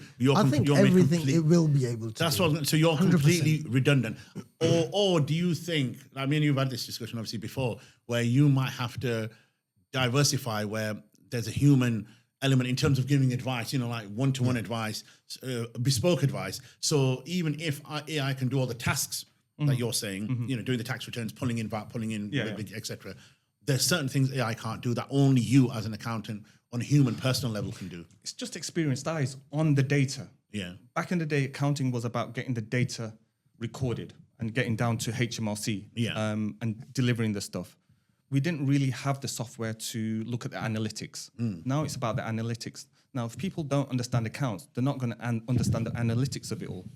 But there's so many programs and stuff out. Like me and you have spoken where we've got certain programs that me and you use, and you're just like, go to this page, go this, click here, do this, boom, we're done. Does that make sense? Yeah. So like everything seems to be automated to a certain I think another 5 years. But the bottom line is, you want to know how much money you've got in the bank, not necessarily how much money. Are you making money? Really and truly. First thing is you want to know how you're making money. Yeah. You need to get to that point. Believe it or not, in this day and age, people are using this software like an old school piece of software, as in just data input. And put in the data and they do nothing with it. Okay. Because they don't know what to do next. It's all about prompting the AI as well. How you basically. prompt it. Or is it that they don't know what they're looking for? No, Zero software, fantastic. Sells it, make accounting beautiful. Perfect. That's what we use. Yeah, and that's an easy software. People can get data in there. Yes. The minute it makes the mistake, you don't know where to go, what to do. Yeah. And you don't know what's churning out the other end. No, so all you do is ring him. That's what I do. Precisely my point. That you just made my point for you. That's where AI doesn't do anything. Because I've been on it a few times and it's gone a bit doolally. And she's gone there. But I think in another few years, It'll be AI will streamlined. do It will it. be It will do it. because even in our industry, no. the people are worried. It's only as good as the data you put in. Yeah. And it's never going to be perfect. It does auto reconcile. That scares me still a little bit, auto reconcile, because it's taking a transaction, deciding what to do with it, ticking it off the bank statement and saying it's done. You've got no knowledge of what it's actually done unless you know how to reverse engineer it and look back. So I can look at a profit and loss, for example, and that doesn't look right. No, that doesn't look right. The VAT. Yeah, no, I think you will still need somebody to just kind of. But what I'm saying is the manpower to rectify. It's It's going to be minimum compared to what it is now. Does that make sense? So you are going to save money. No, but look this from a business perspective. A business can do accounting. It can do easy accounting. It can reduce accounting costs in their business. And the most crucial part, they can get something beautiful out the other end. They can understand their business. Yeah. They can design it in a way that they can actually get information about what's selling, what's not selling, where they should focus their energy, what their payroll bill is, forecast cash flow for the next 6 months. But business owners are not doing that. They're not using the software for this. And that's where I'm bridging that gap and saying, right, okay, fine. You do 80% of the work. I'm not interested in doing the donkey work. You can put it in. We will check it, make sure it's right. Then we'll make all the tweaks, changes, this, that, the other, and tell you exactly where you need, what your business is doing. So I will create a 5-minute Zoom video off the back of a set of accounts every 3 months for clients. Tell them exactly what's going on with their finances. They will take that information and think, yeah, I understand accounts. Yeah. Most people say, I don't understand accounts. I don't care. No, They just pull right back from it. And it's because I've seen accountants them. boring. I've Accountants seen them. pointless. But if you're not looking after your money in your business, what are you doing? But I suppose one thing AI, like Jab was saying, is that the human analyzing. touch, yeah. So like when he sends his own videos, most of them, all the time he sends them to me, he's like swears part a lot in them because he's analysing my accounts. He's just making too much money. Yeah, and then obviously AI can't do that to me. Yeah. But you've got that human touch. And I think the other thing is, a lot of it is in my business. Like our industry is a little bit scared that AI is going to take over because, they can do the advocacy, they know what the law is, they know what the section is, they know what the act is, flan. The human touch, AI can never... You can't take it away. Of course. It can never replicate that. No, it's and not I would say in our job, certainly in law, 90% is social work, 10% is law. So yours, a lot of the time, it's about smacking people into line, not the actual account, because the numbers are going to stay the same. Yeah. The numbers aren't going to change, whether you look at them this way, that way, or whether he looks at them, I look at them. It's about saying to the person, you need to sort yourself out. No. And do it like this or do it like that. For the Connect, right? What financial behaviors raise red flags? Yeah, tell us because we want to know. Yeah, and a lot of people are my viewers. Need to know as well. Especially them lot. An easy one. Especially them lot. Yeah, them lot. Cash businesses Right. reporting losses. Right. So cash-rich industries constantly Such reporting as? losses. Takeaways, restaurants, butchers. Your hospitality stuff is quite well known for that. And even in the 2025 HMRC list, they've named and shamed businesses. Go look it up. HMRC. Name shame business 2025. You've got a list of about 100 businesses, and they've shown the tax they collected and the penalties charged, and they're like 600K for businesses who have fraud, and they've admitted it. Maybe they should charge you less What in terms tax. of? I know, People wouldn't bloody hide it then. I know, but there's an argument Do you know for what I that. mean? There is an There definitely argument is. for that, Because but I there's think a human amount of- nature is it. Like there's too much that goes out. I know, but I think human nature, by just the very nature that we are, we don't want to pay tax. Look, how No, nice. no. That's not true for my clients. I'll No, be no, honest I with don't you. want to pay tax. Like I said, Do you You're want to not pay my- tax? You're no, not. You're not. do I no. want to pay tax? Yeah. If it was reasonable, What- There what's you that go. reasonable? There you go. 5% VAT. I'll happily pay. Yeah. In COVID, Yeah. it was It was 5%. I was 5%, yeah. loving it. I was like, here you go, on time. Right, we need to start I was spreading the paying virus on again. So it was nice, if it's reasonable, Yeah. everyone will pay. I don't. It's just I think, unreasonable. but it's psychological. Now, when I say psychological, because us three ostensibly own our own businesses, right? All right, we're business people. Yeah. Right. We're not PAYE. Now, when you're PAYE, your tax gets taken at source. Yeah. You get net. Yeah. Now, when you get net, you don't feel it that much, do you? No. Because you've not had to put it to one side at the end of the year and then pay it out and all that stuff. So I think it's a mindset. Again, it comes down to mindset thing. Does that make sense? I don't think it is. It is, I but don't, not the PAY. Let's forget. I'm just talking about. No. I'm just talking about mindset. So, in that for sense, example, now what will happen come April? yeah. My clients who are on the ball understand the accounts, understand the business. We got them. I wouldn't say trained up. That's just not. But fair. they know, That's they fair know. enough. But they're getting the numbers sorted. So those, like for example, engineers, professionals, freelancers, they want to be on top of their money. And what will happen in April? We will plan their dividends for the whole next year. Yeah. We'll plan their pension for the next year. We already know what their tax snapshot looks like. So they've already got a position and they've factored that into their business. So come hell or high water, they're organized. Tax doesn't bother them. Tax annoys everyone. Of course, it does, that's 100%. bottom line. Yeah. But can they still create a lifestyle? Can they break the bottlenecks which tax creates in people who do it in reverse? Yeah. So yeah. I've got this one client of mine. She's a shrewd businesswoman. She's like, I pay too much tax. I was like, you've only paid $6,000 and you've not even paid that yet. What? don't blame the tax for the business. Huh? $6,000. Yeah. No, but the point, no. This, no. Is she single? No. Even he pays $6,000. Look, $6,000. No, but Look at this guy going, no, what? but this is the people. But this is people who the mentality they haven't. But then they again, haven't if understood. she's making But 12 grand, Yeah. and she's paying $6,000, Then I get then it. I No, understand. But if she's making 100 grand, No, the point I'm making is And she's still run up with him. no. The number doesn't matter. The point I'm making is the mindset. Yeah, this is what I was talking about because earlier. she's not been educated in finance, business, money. Okay, and if she saw $6,000 versus how much she's making, she'll be like, that's a good number. I can live with that. Yeah. You know what I mean? Because she can't see the relationship, can't connect the dots. Yeah, Everything's disconnect. because everyone else complains about. So everyone's just jumping on the Yeah. bandwagon and complaining about tax.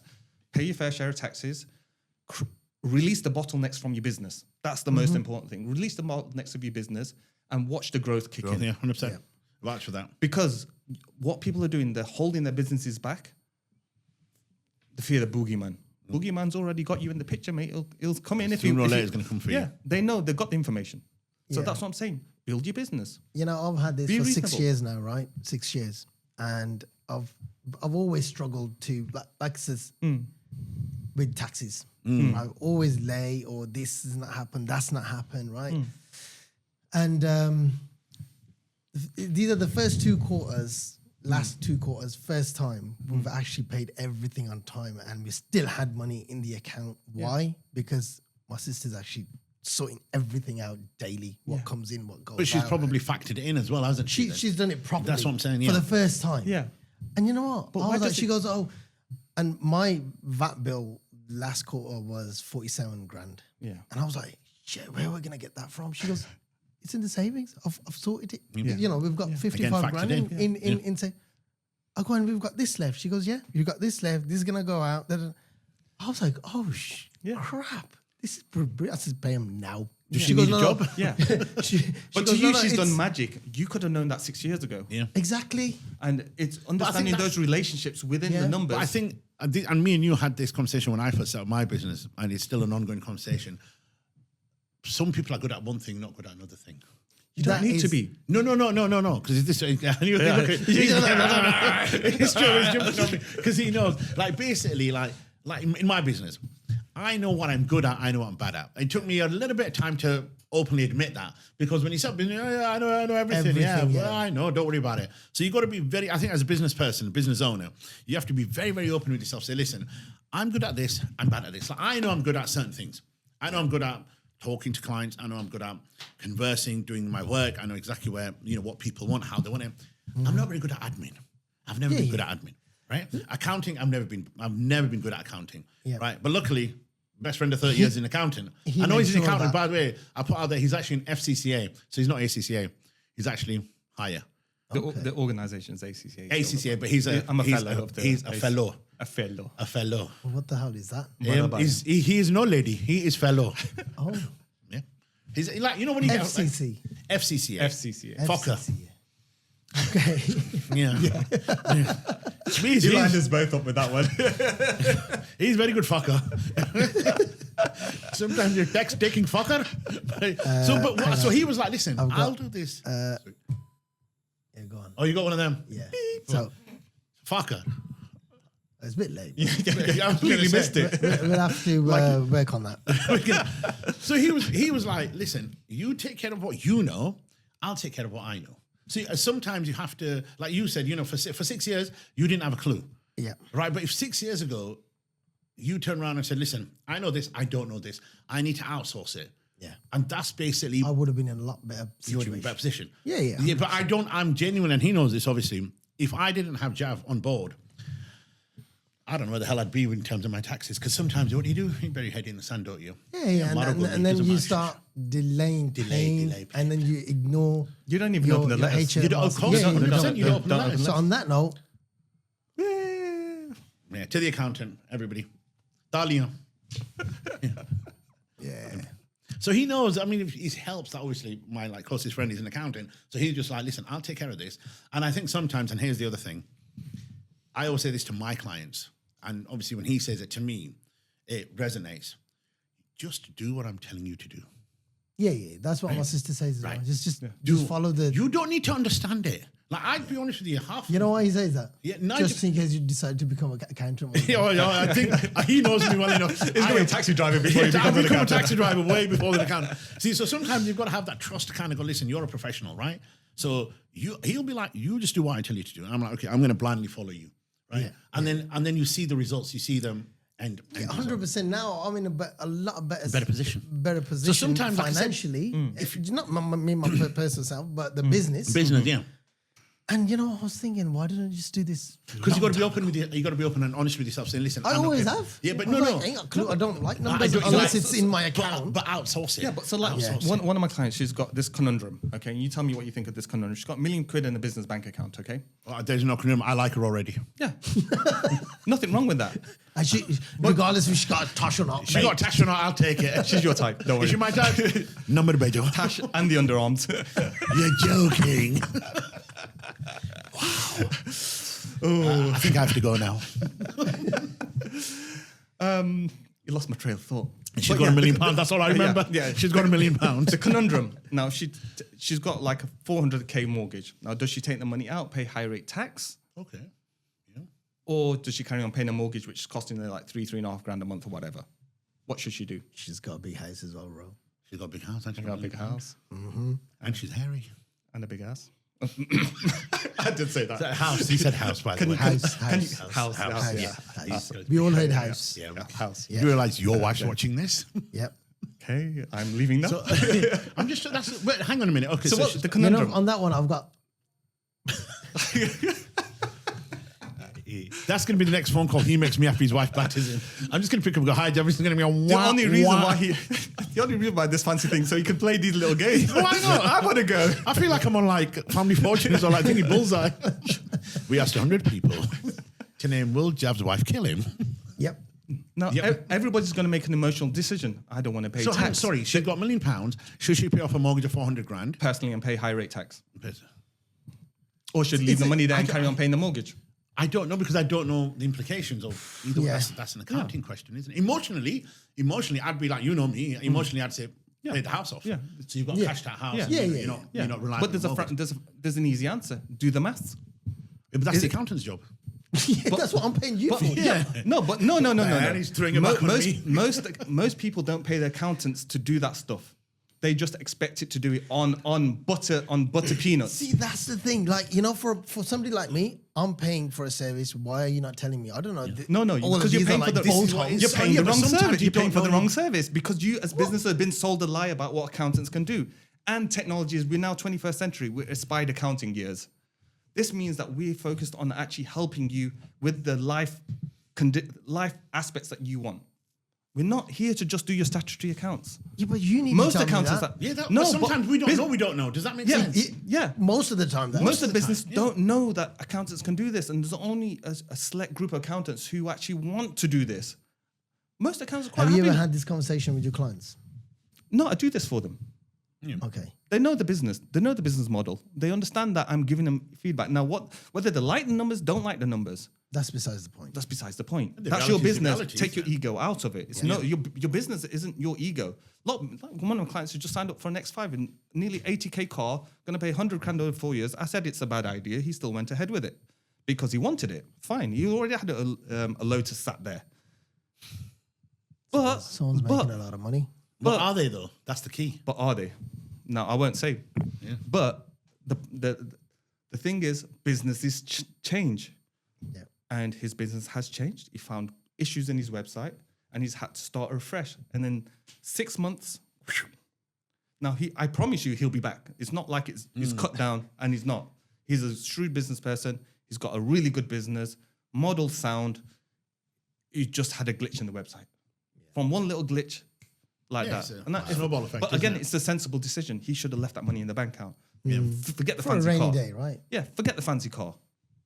And we were working on GP margins to make sure, okay, fine, where's the business going wrong? How can we find what's making money, what's not making, what should he spend his advertising budget on, things like that. Most people just, okay, do my accounts for me. 9 months later, they'll have an arbitrary figure in their head. I'm happy to pay 6 grand. And in their head, and when you give them, if you give them 4 grand, you're a magician. Yeah. If you give them $8,000, they're like, I don't understand it, but I'll have to pay it anyway. He said so. But the match doesn't always work. Yeah, that's the thing. Yeah. But I'd rather just them know in the first quarter What's going on. The second quarter, third quarter, fourth quarter. But again, I think what you were saying, what I think Nasa was saying, is sometimes people rely too much on their accountant. Like, we don't know. You tell us type thing, rather than us coming to you. But how can I tell you something if I don't know the information myself until 9 months after the event? You're the ones who's doing the numbers. You'd be like, guys, you're No, making but too you're much only- money. Would you No, fancy but- going to Dubai? I'd be like, Yes. yes. Okay. Yeah. Book On yourself a business. ticket and do X, Y, and Z, and off you go. Sorry, just to make sure, are we all going to Dubai? He said he's taking us to he's Dubai. taking us. Who's He said He's the taking us numbers first. guy. So basically, Yeah. either way, I'm not paying. Either way, I'm not paying, right? With my numbers, no one's going anywhere. To be honest, I think I need to speak to your sister. Yeah. Because it sounds like she's got all the money. Yeah. I think I can save about $7,000 of that $47,000 VAT bill. Yeah. Then we I can think go you to need Dubai. his number. Well, it looks like we're going to Dubai. Well, let's see. Well, either way, I'm not paying. That's for sure. I ain't paying either. It's I'm just between the idea. I'm just the creative guy. I come up with ideas. You're the money guy. I just manage it. you. Okay, we're going to Dubai. You're good at spending. I'm very good at spending. Well, I think we're all good at spending. Yeah. Yeah. I've And booked that's 3 another tickets pro- via See, Bayman that's actually Airlines. another problem. We've got another one who's also. He's a he's spender coming- as well. Yeah, yeah. No, he's coming with us. on Amazon right now, so buying some. He's Does buying he the want to go to plane. Dubai as well? He's buying the plane. Bayman Airlines. It has to be done, right? So But I think sometimes you do spend without, because you know what it is sometimes? We're all guilty of this, business people. We think, carry on. The accountant will sort it out. it's always that. It's always that, isn't Yeah, it? they'll But then sort it sometimes out. the accountant can't sort it out. Because again, it's very similar like a lawyer. Yeah. People come to us and say, I don't want to give her the house. I don't want to give her any cash. I want to keep the kids. I want to do this. You're going, not going to happen. Like you said, we're not magicians. We can't just, wave a wand and everything's going to sort itself out. You've got to be realistic and proactive as well. So I think in your job, it's pretty much the same as well. So can HMRC access personal and joint accounts, and what happens to joint finances during investigations? Ooh, so if you have an investigation, that means you're under inquiry. Yeah. So they can ask questions. Yeah. And they can ask you to present bank statements, which you have to do. If you don't, then they can get the orders to go to the banks and get the information from there. They would need some evidence of what they're trying to get to. But yes, essentially, bottom line is they can. Even the joint accounts as well, because Well, if I'm under investigation and I've got a joint account with my wife, Well, that's the point. If you're looking at a limited company, yeah, then you're not really looking to open up your personal bank accounts. You're sticking to the business bank accounts because depending on what investigation. Is it a payroll investigation? Is it a VAT investigation? Corporation tax investigation? If it's a personal investigation, then that's on you as an individual. So yeah, they'd be personal, yeah. because Yeah, but the companies matter because then if they feel that you might be laundering money, for example, and not declaring all your income, they might want to know where that income's going. If they've got probable cause where they think money might be going, then they're going to want to know. even if it's joint. I think they probably can. Yeah. I know in law you can. Yeah, In law. So you can check everything. Well, yeah. I mean, if you let's say going through a divorce. But then again, you got those two people together, right? Yeah. No. But I'm Are saying going let's say- through a divorce. Yeah, but let's say you had a bank account, joint account with your sister, right? So let's say you just mentioned earlier. Let's say you had one, you'd have to declare it With her permission or without her permission? without permission because you've got equal rights as much as your sister has. Does that make sense? So you would have to declare it because you have to be what they call open, frank, and transparent. Yeah. Now, They expect whatever's in honesty. that account, by the very nature of the fact that it's a joint account, automatically the starting point would be that it's split 50-50 between you and your sister. So let's say you had 10 grand in that account. For divorce purposes, for financial purposes, they would include 5 grand of that as yours.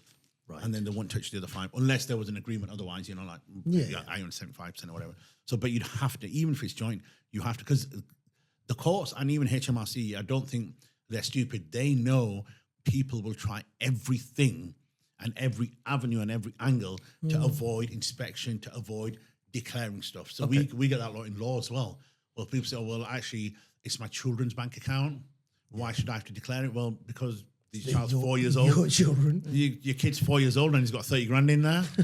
So, And if you think about us, either he's selling a lot of nappies at school, or you've been putting money in his account. Yeah. And because he's 4, you're in control of that account, which basically means ultimately you can get the bank account. and you can take money in and out, can't you? So you're going to have to show the bank accounts. So I think anything we've thought of, the law catches up real quick. Like they know people are going to try this, people are going to try that, people are going to try that. Yeah. So within hospitality, particularly with restaurants, takeaways, you have people who use their till systems, and then there's bogus software you can put in there to wipe and change the figures. You think HMRC are not aware of this? They're aware. They know. They know how to detect it. They know how to find it. They think they're being people think they're being clever. It could be just a matter of resources that HMRC hasn't caught up with you. But if they start looking at your trends and they're snooping around and seeing how many people are coming into your business, they'll do a snap calculation just like that to say, right, okay, fine. Well, we think you're taking 10 grand a week. Let's just multiply that for the last 4 years. And 6 years if they're feeling like, you've been particularly dodgy and not very helpful in your investigation. And if you think you're being a proper Rami, then 20 years it is. Yeah. Where are you really going to go? That's going to make you bankrupt. One of my clients just had an investigation. He's selling his house. He has to pay HMRC before end of June.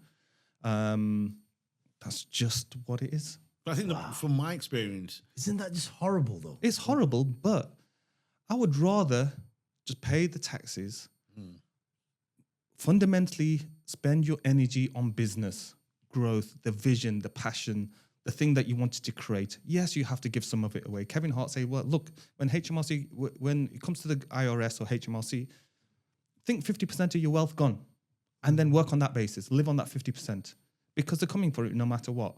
And would you rather have the problem where it's going to decimate your relationships, your family, your reputation, or would you just rather pay upfront and just get on with it and build your business and create wealth with the 50% that you have got? Because I know it's possible. No, 100%. And especially in this UK, we're a spending community. People want to spend the money, and they'll spend it on. HMRC, exactly. But there's a thing. You can spend the biggest thing people don't declare, in my experience in law anyway, because obviously we deal in bank accounts, property assets and stuff. People don't declare rent on buy-to-lets. Yeah. I've noticed that a lot. But that's the easiest thing for HMRC. Yeah, because we get a lot of you'd have the husband, let's say he's got 3 buy-to-lets, right? So they've got a matrimonial home, he's got 3 buy-to-lets.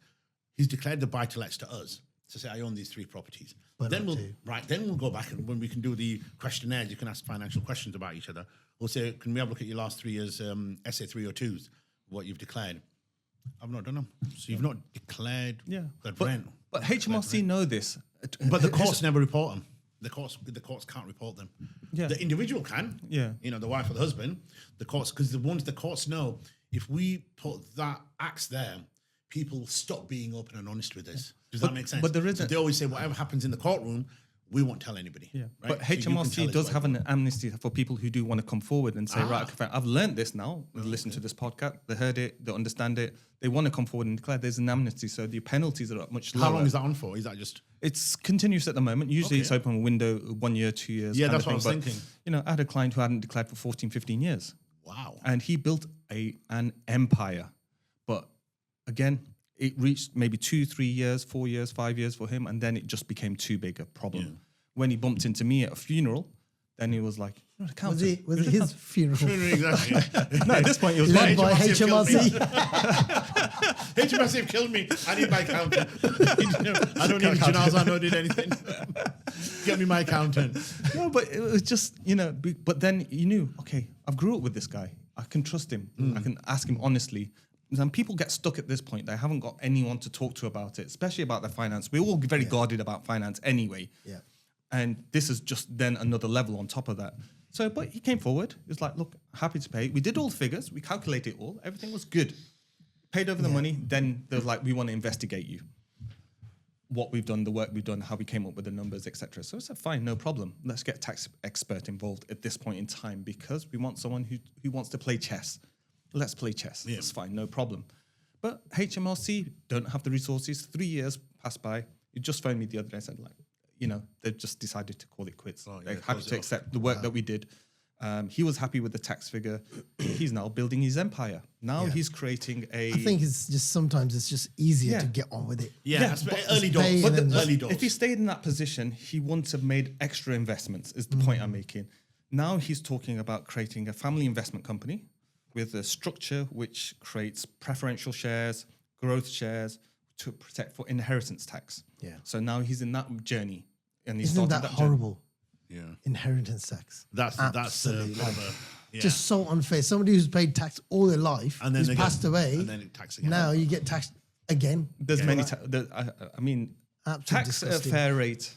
But remind me again about what you can do in your lifetime without you being taxed. You can gift assets away. Up to what? But they're not changing that as well. That you can. There's always lots of rumors about, and you have to be careful. So we tend to just wait to see what happens. But 7-year gift rule. The closer you're to surviving, but do you really want to give your kids? Do you really want to give away your assets Yeah. to who?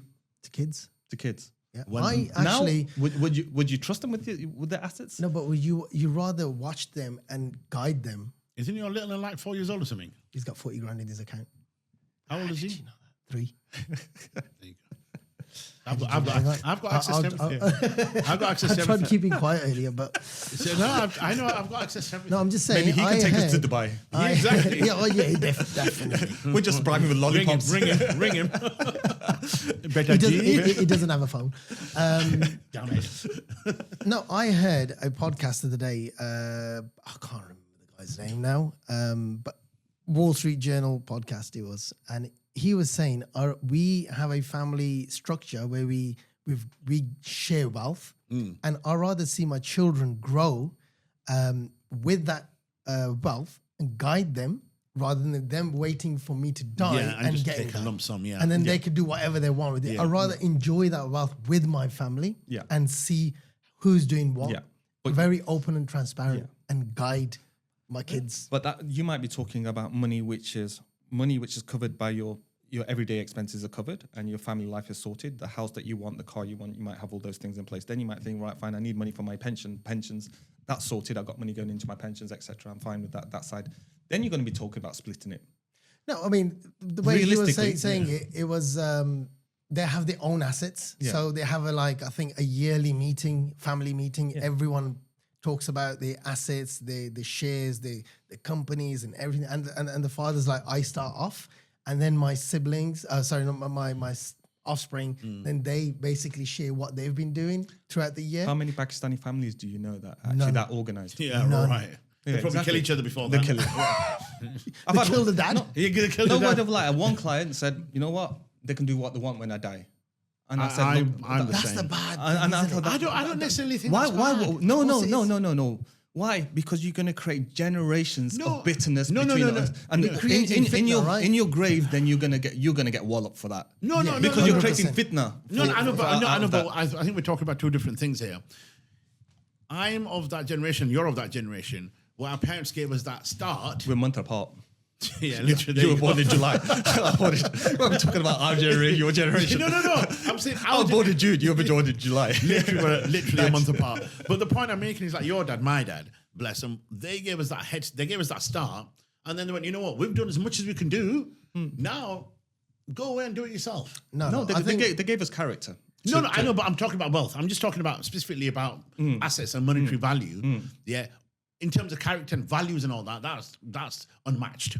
Does that make sense? You can't quantify that. But I'm saying in terms of money and stuff, they kind of just went, listen, we've done the best we can do. Now it's your turn to go out and think.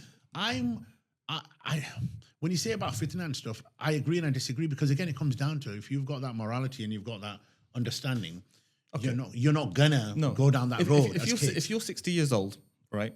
At this point, you're going to be thinking, when you're 20 or 30, you're not going to be thinking that way at all. You know, death is too far off. Most people can't fathom that unless you're in the deen and you're really paying attention and becoming aware, then, wealth isn't going to be a major thing on your radar. But unfortunately, the world we live in a capitalist world, this is how is how we've been tuned. Whether you like it or not, money is a big factor. Hakim Murad, he was just beautiful. He said, look, you are the slave to the wealth. You can't lose your job. You can't give up your money. I know Allah's going to protect you. Yeah. Do you have that much faith? Was the question. No. And it's a real question. It's real deep. I think if everybody was honest, they'd say no. Well, honest, yeah, you've got to be honest, right? So in this case, he's created that wealth. He's got a good, probably 1.5 million pounds, 2 million pounds worth of property. It's your wealth. You should decide what happens with that. Who's it going to? Yeah, That's your 100%. responsibility. Yeah. Yeah. And if you want to leave it all to charity, in your own lifetime. yes, in your own life. absolutely. No. Sorry. I don't mean. Sorry, I mean that you can decide in your own lifetime. No, you but should. then they get it post you passing away. But he's worried about paying tax on rental income. What about the 40% 400k tax bill is going to happen when he dies if he doesn't plan now? Yeah. But because they're Ngutacha, Yeah. They don't know. I think it's really good idea to kind of start distributing while you're alive, Yeah. and you can watch everyone and everything, because if you do but then have what that kind of happens- wealth, you're not going to be stupid, right? Well, if What happens if one child doesn't grow that wealth? What are you going to do then? Like when you have this yearly That's his meeting, problem. But then a yearly, you can guide him. You can guide him. But let's say then on that yearly meeting, if they he comes listening- back and says, "Dad, and you remember the 100 grand you gave me?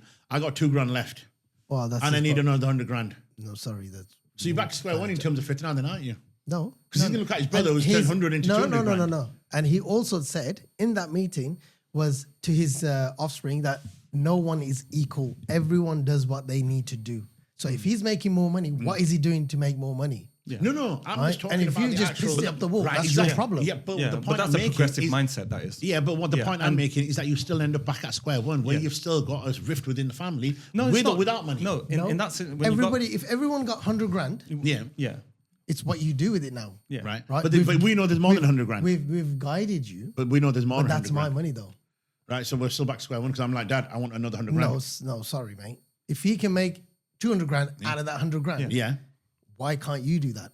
I'm thick. How much? Right, so I'm going to wait for you to die now.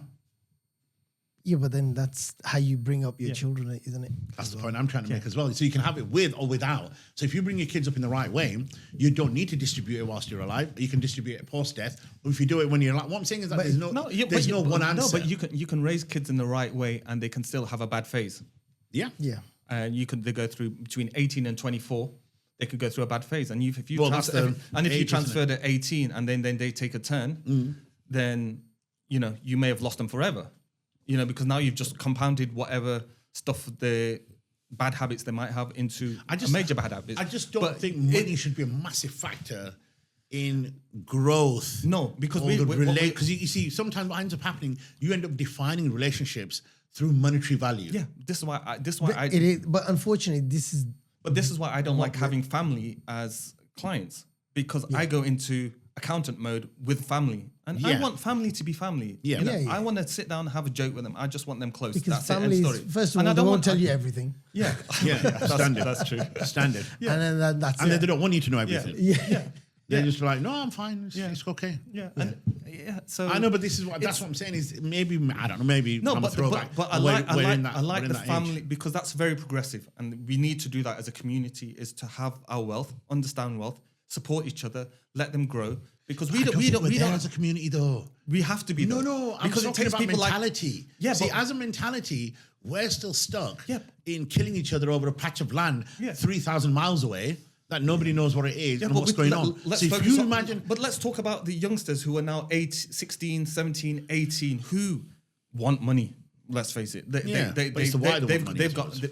But it's okay. They can have their. It's going to take time, Yeah, but it definitely. has to be educated before you hand over. Before the money. you, that's the point I make. I don't think as a community we're quite. It's very much. Listen, in my profession, we're not where white people are. And I can use them words, white people. See, Jack and Sarah can get divorced and go, all right, Jack, all right, Sarah, little Timothy's coming, not a problem. You're all right. We're going to meet your new partner, yeah, no problem. Right, Happen him. I'm going to kill you. I'm sending you back to Pakistan. Your dad used to do this, right? I'm going to kill you. They're not. Yeah, it's very bitter, isn't it? Bitter. We're going to record each other, and we're going to take it 3 generations backwards to Pakistan. We're going to do this. We don't have, as a community, South Asians, we're still in the nascent age of either being respectable to each other. And here's the other thing, is because we're only 2-3 generations down in the immigration experience, we're not necessarily used to having this type of wealth yet. Does that make sense? Yes, but the wealth is there in some families. No, there is 100%. I agree with you. But it's how still well- new wealth. how- It's still new wealth. Yeah, it's still new wealth, and how organized they are with that wealth is. See, white people have been doing this for like 700 years. It's down to the families. Yeah, but And they've got to organize themselves because within the family, it's going to be the lazy one. It's going to have the spendy one. You're going to have one which is the rude one, And it doesn't really match And very I well. think, you know why that This happens? is where the family investment company, from a purely tax planning point of view, Yeah, is yeah, very I get good that. because you I have get this, that. you have a company, the assets go in there, you have what we call growth shares, on which they freeze the value at this point in time. So your inheritance tax bill doesn't go through the roof. It's frozen at that point for you. The growth goes into their shares, and then through the next, if you live another 20 years, great, and you have access to your own wealth that you've created. You can protect it, you control You're it, talking you can about direct it. It's called it's called a family investment company. yeah, but it's And what this is when you've made your money. perpetual. I think that's what that guy's got. Yeah. It's all set up properly. But this is what lords that- and Viscounts have been doing, and No, for they the last used to 600 years. they used to more trusts and things like that. Yeah, and but they say it's basically you can't. it's a similar thing. You can't sell the main thing. Yeah. You can eat off it though. Yeah. So if you've got Lord, whatever he is, 7th generation, Yeah. it's because he got land and the king said you can never ever sell this land. Well, the trust says you can't sell this land, but you can eat off it as much as you want for generations forever. So, but that's just like similar. Lisa, not almost. Yeah, but I think it's similar concept there, where they keep the asset in the middle. But you've got growth from the asset. you're controlling the asset for as long as you need to. And when Okay. the time comes and you want to pass it on in your lifetime, you can do. But your inheritance tax is frozen. You're still passing it to the children. Yeah. I think, you know But why? that's like 20, 25 grand's worth of tax planning. I had a guy who sat on him 6 million quid, and he fought us tooth and nail over that 20 grand. Oh yeah. And in the end, neither did he win, we didn't win. We spent loads of time sorting his affairs out, but in the end, he was just too tight to pass with that 20 grand. Wow. And he's £6 just million He's got 6 million quid. Wow. And again, I thought you were tight. it was just My food bill would be 20 million. 20 grand. Wow. right. I need to go to the bathroom. Can I have break? Can I have a quick break? But no, you can't. Hold it in. Yeah, you have to hold it in, mate. There's no point drinking water if you already want to go to the toilet. Yeah, but my mouth But is you know, dry. So talk about putting me in a difficult situation here. I tell you one thing, right? on. I tell you one thing. I think, a lot of kids go doolally when they see a lot of money. It's because their parents have kept their business very quiet away from family. They don't let them kind of integrate within the business and help them. Let them make mistakes, right? Let them lose a bit of money. Kids don't want to put the work in. Though. Every kid wants to work. No, don't want to put the work right? in. They don't want to put the work on the floor, in the shop, on the floor, 12 hours. Yeah. But everybody wants to be like, it's the new creative generation. But How can I make money without standing, right? Yeah, but that's when you but learn the I business. agree and I disagree with that statement. So if they got involved in the business at an early age, I think they would have a bit more respect for money and how it's earned, rather than just given that 100 grand. Right. Yeah. I mean, I'm going to agree and I'm going to disagree. I agree with you to a degree. Yeah, same. But I think I'm going to approach it not from a money aspect. It's a social aspect. So when I say social aspect, I've got a lot of friends. Jav knows like some After of them. this, we'll take a break. The toilet is just behind here. Make it quick. And then, So I was going to say, Jav knows some of these people I'm going to speak about. I'm not going to take any names who are generationally doing business. Yeah. I know some families that treat, like I said earlier, they treat money like the be all and end all of everything. And I know a lot of people who treat money as just a byproduct of doing business. So let me give you an example. One of my very, very close friends, family friends, we've known this family like 100 years. They're massive up north, absolutely huge, right? The main head of the family, he's about 66, 67. I've known him my whole life, right? To this day, he's still on the shop floor cutting little spring onions, heads of spring onions, putting them in his little shop, whatever, yeah? The guy's worth X amount of M's. Literally, you see him, you wouldn't have a clue. Literally, you wouldn't have a clue that this guy's like up there. Now, that mentality and that sort of work ethic, because the kids, and I know his kids really well, they've seen that in him, that's been passed down to them. They already have a value. They don't have a value of money. They have a value of work ethic, like what work means. He learned that from his dad, from his uncles who had the business before him. Now, I know other people who have got businesses, yeah, but all they've taught the kids is because I get a lot of dads who are my age who kind of say, listen, I've worked 10 hours a day building this business up. I want my son to enjoy himself. Go out, get yourself an M5. Go out and get yourself whatever. Go to Dubai for a week. Go to... All they're doing is vicariously living their life through their kids. They're thinking, I couldn't do that. It's very much like you. Let's say in 15 years' time, you turn around and say, well, hang on, I spent all my 30s and 40s working this hard. My little one can do whatever he wants. yeah, it sounds nice, and you might think I'm doing a good thing.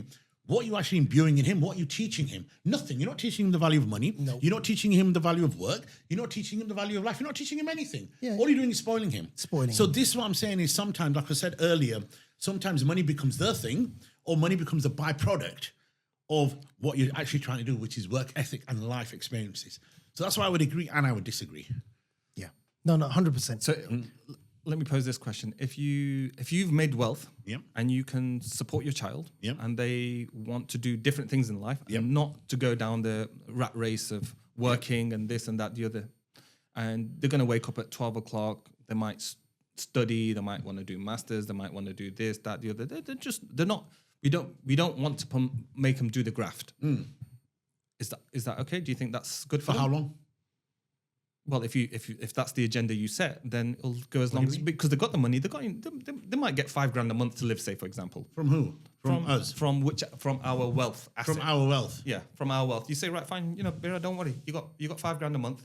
But you live life because we had to work like a dog. but you know your child. Okay, fine. Right. That's You good. know- Good. You know your child. I like that. You that. know that child. Right, Yeah, you yeah. know your Yeah, yeah. child. Yeah. Right? Okay, fine. Right? That's it. I'm That's good all with I'm that. saying. I'm good with so that. you know my child Yeah. is going to be this and way. I think that's important. That's important. That's the important. key here. And this is in a big family setting that we're going back to that big family setting. Why it's hard to just give everyone an equal $100,000. Equal. But let them work for it and guide them. Right? You have They to guide They them. don't want your guidance sometimes. They're young. Well, They don't need want to know how their dad has made But that like I said, it 500 depends grand. on the kids. But their world Again, is you different. have to- We made our money our way without the world of the internet. See, They we want to have make their go money with in the them world. now. Yeah, exactly. Right? We Yeah. have to go with them. It's their now. world. It's their world. How are they going But to it's improve going to on come that? down. I know, but it's going to come down to a few factors. Number one, what you've taught them. Yeah. About the value of money and the value of hard work, and number two, their own brain as well. Yeah. Does that make sense? Yeah, So yeah. if their personality is just, well, I'm just, dad's got plenty of money, I'm just going to piss it up against the wall. Yeah. That 100 grand's going to go within a month. They may want to educate themselves. They may want to, go down philosophy. But I'm not saying you literally give them the 100 grand. Okay, let's make it context. They might want to study Islam, for example. And you think that, okay, fine, that's credible. Yeah, have $5,000 a month, isn't it? They don't Yeah. need to work. Yeah, the point yeah. is, do they have a choice in working or not?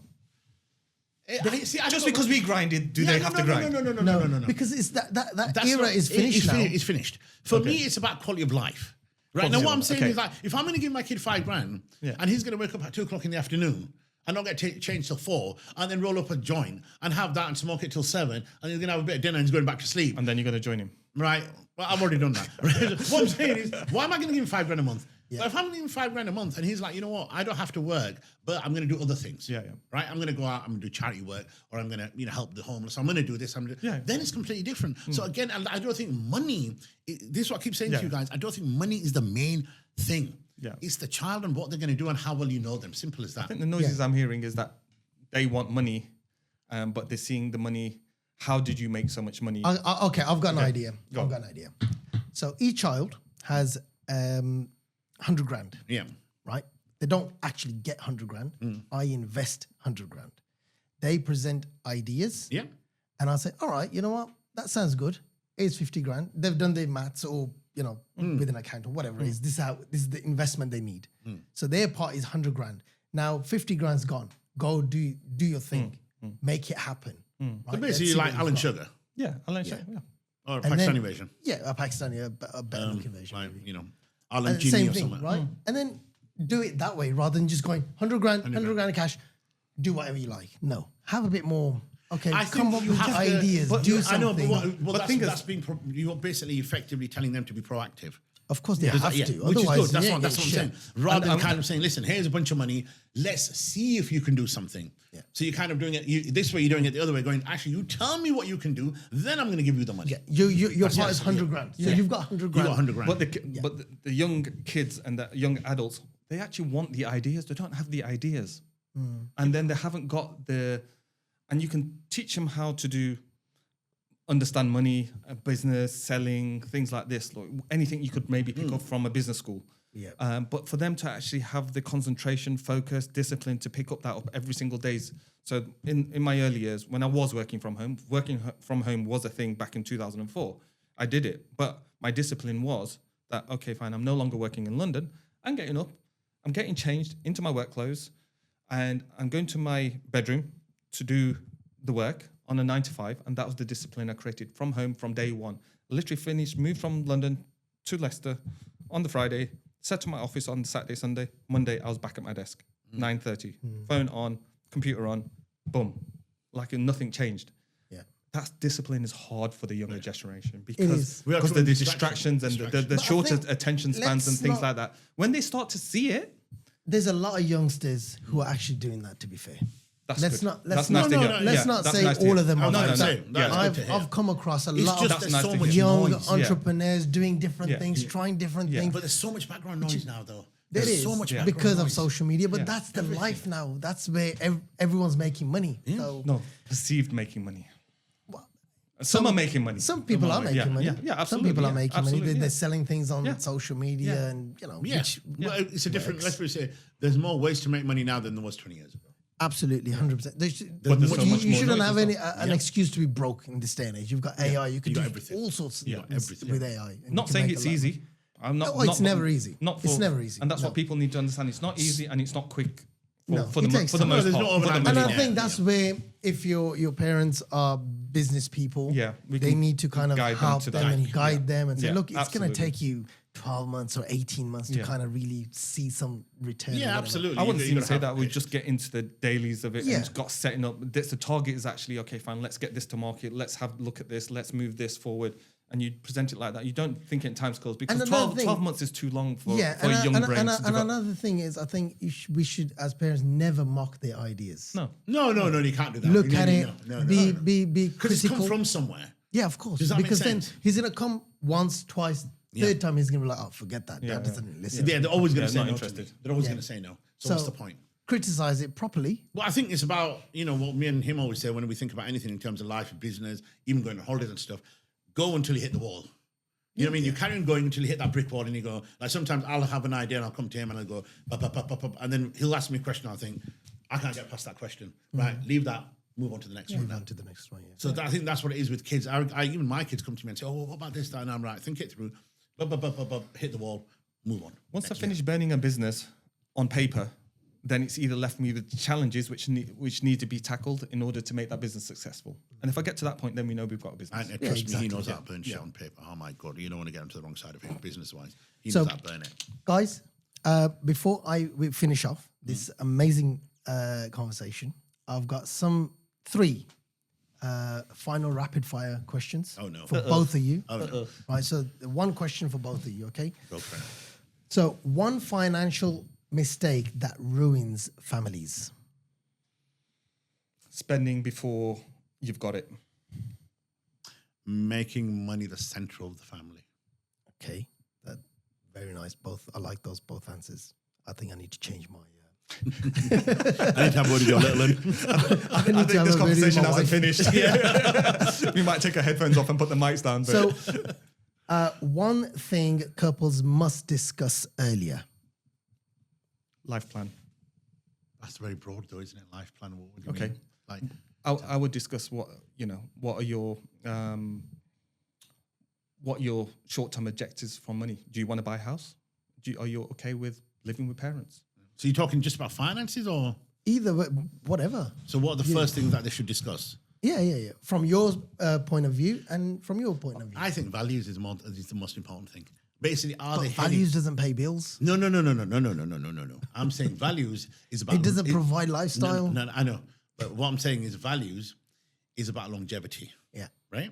So if you have the same values, whether you're rich, poor, you're going through good times, bad times, whatever, then values that you two have owned together will make you go through that. Does that mean you'll basically stick together? Now, in terms of practicality, unless if values is a wishy-washy answer, the one thing I would do is basically set out probably the first 2-3 year plan.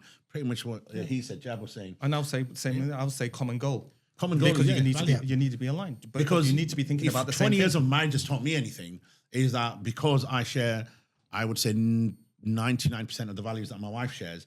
He's just saying that on camera. Yeah, we're going through it. Oh, but to be fair, Going through what? exactly. 30 years of friendship is based on common values as well. Yeah. Yeah, it's not based on anything else. It's based on common values. And I always say, people say, oh, it's only because you belong to the same ethnic group or whatever. Of course it is. Of course it is. Of course. Does that makes a massive difference? Because if I tell him, I don't know, like my niece is getting married or my mum's ill, there's an instant connect. Yeah. You don't have to explain it twice. I always refer it back to my work. It's like when someone comes to me and says, well, actually, like a guy will come to me and say, well, my sister's married to my wife's brother. Straight away, I get it. Yeah. Does that make sense? What the situation is. What the situation is. Basically, they're doing a swap shop. Yeah. So you understand it straight away. You marry my sister. Well, you marry my sister, I'll marry yours. Take her or leave it. Take her or leave it. Does that make sense? I'll give you one, take you one. I'll see you. I'll raise you higher. But that's basically sort of values coupled with common goals, I'd say. Okay. And the last question is: Oh, no. one reason planning beats panic. I think you've answered the question yourself. Yeah. If you're planning, you're not going to panic. Simple as that. You're going to be centered. Simple as that. Happy days. Right. Thank On you. that There you note, go. You're not going to ask us anything else, like favorite Indian movie. Go on stuff then, like what that. is your favorite? Favorite like Pakistani. Okay, what's your favorite Indian movie? Diwar 1975. Yeah. What's your favorite Pakistani movie? He's not. I see what you did there. Wait. Go for it. And then we'll do the big reveal. No, I don't have one for that. Wait, 1 second. Why not? Because I'm not Pakistani. That's the big reveal. He's not actually Pakistani. There you go. So how old were you when you came over from Zambia? I was only about. No, I don't want to mimic. I'm not going to mimic any accents. No, that's just not right. He That's nearly just went there. not going to work. You took me down the rabbit hole. And if in case you're wondering, my favorite Punjabi movie is Mullah Jat 1979. Yeah. Okay. The original, not the new one. For me, it's the new one. You like the new one? Yeah. He's just did that, No, what you I were think saying he has seen the earlier. new Well, you know one. what you were saying earlier Yeah. on the dinner table? Yes. Like just go with the flow. He That's just what he's I like doing. the new one. Yeah, I There like is the no It's a good new way to one. finish. When was the new one made? 2024. No, he wasn't. Who played Mullah Jat? The guy with the tash, or the girl, or the girl with the tash, The girl with the tash. It was a girl with a tash. She was called Mullah Jatti. I watched that. I don't know which one you've been watching. Trust me, mine was good. Was that on the dark web? I think I was he's been about to watching say, dark web. I'm not sure what websites you've been on, but it's definitely not that one. But gents, thank you very much for coming. Thank you very much Thank you for for your having time. us. Usual. And it's It's been a very, pleasure. very informative, fun, and thank you very Yeah, much. same time next week. Yeah. Yeah, If you wanna, no, not same time. Make it 1 o'clock. 1 o'clock exactly. You're going And to he'll still turn up at after 3 o'clock.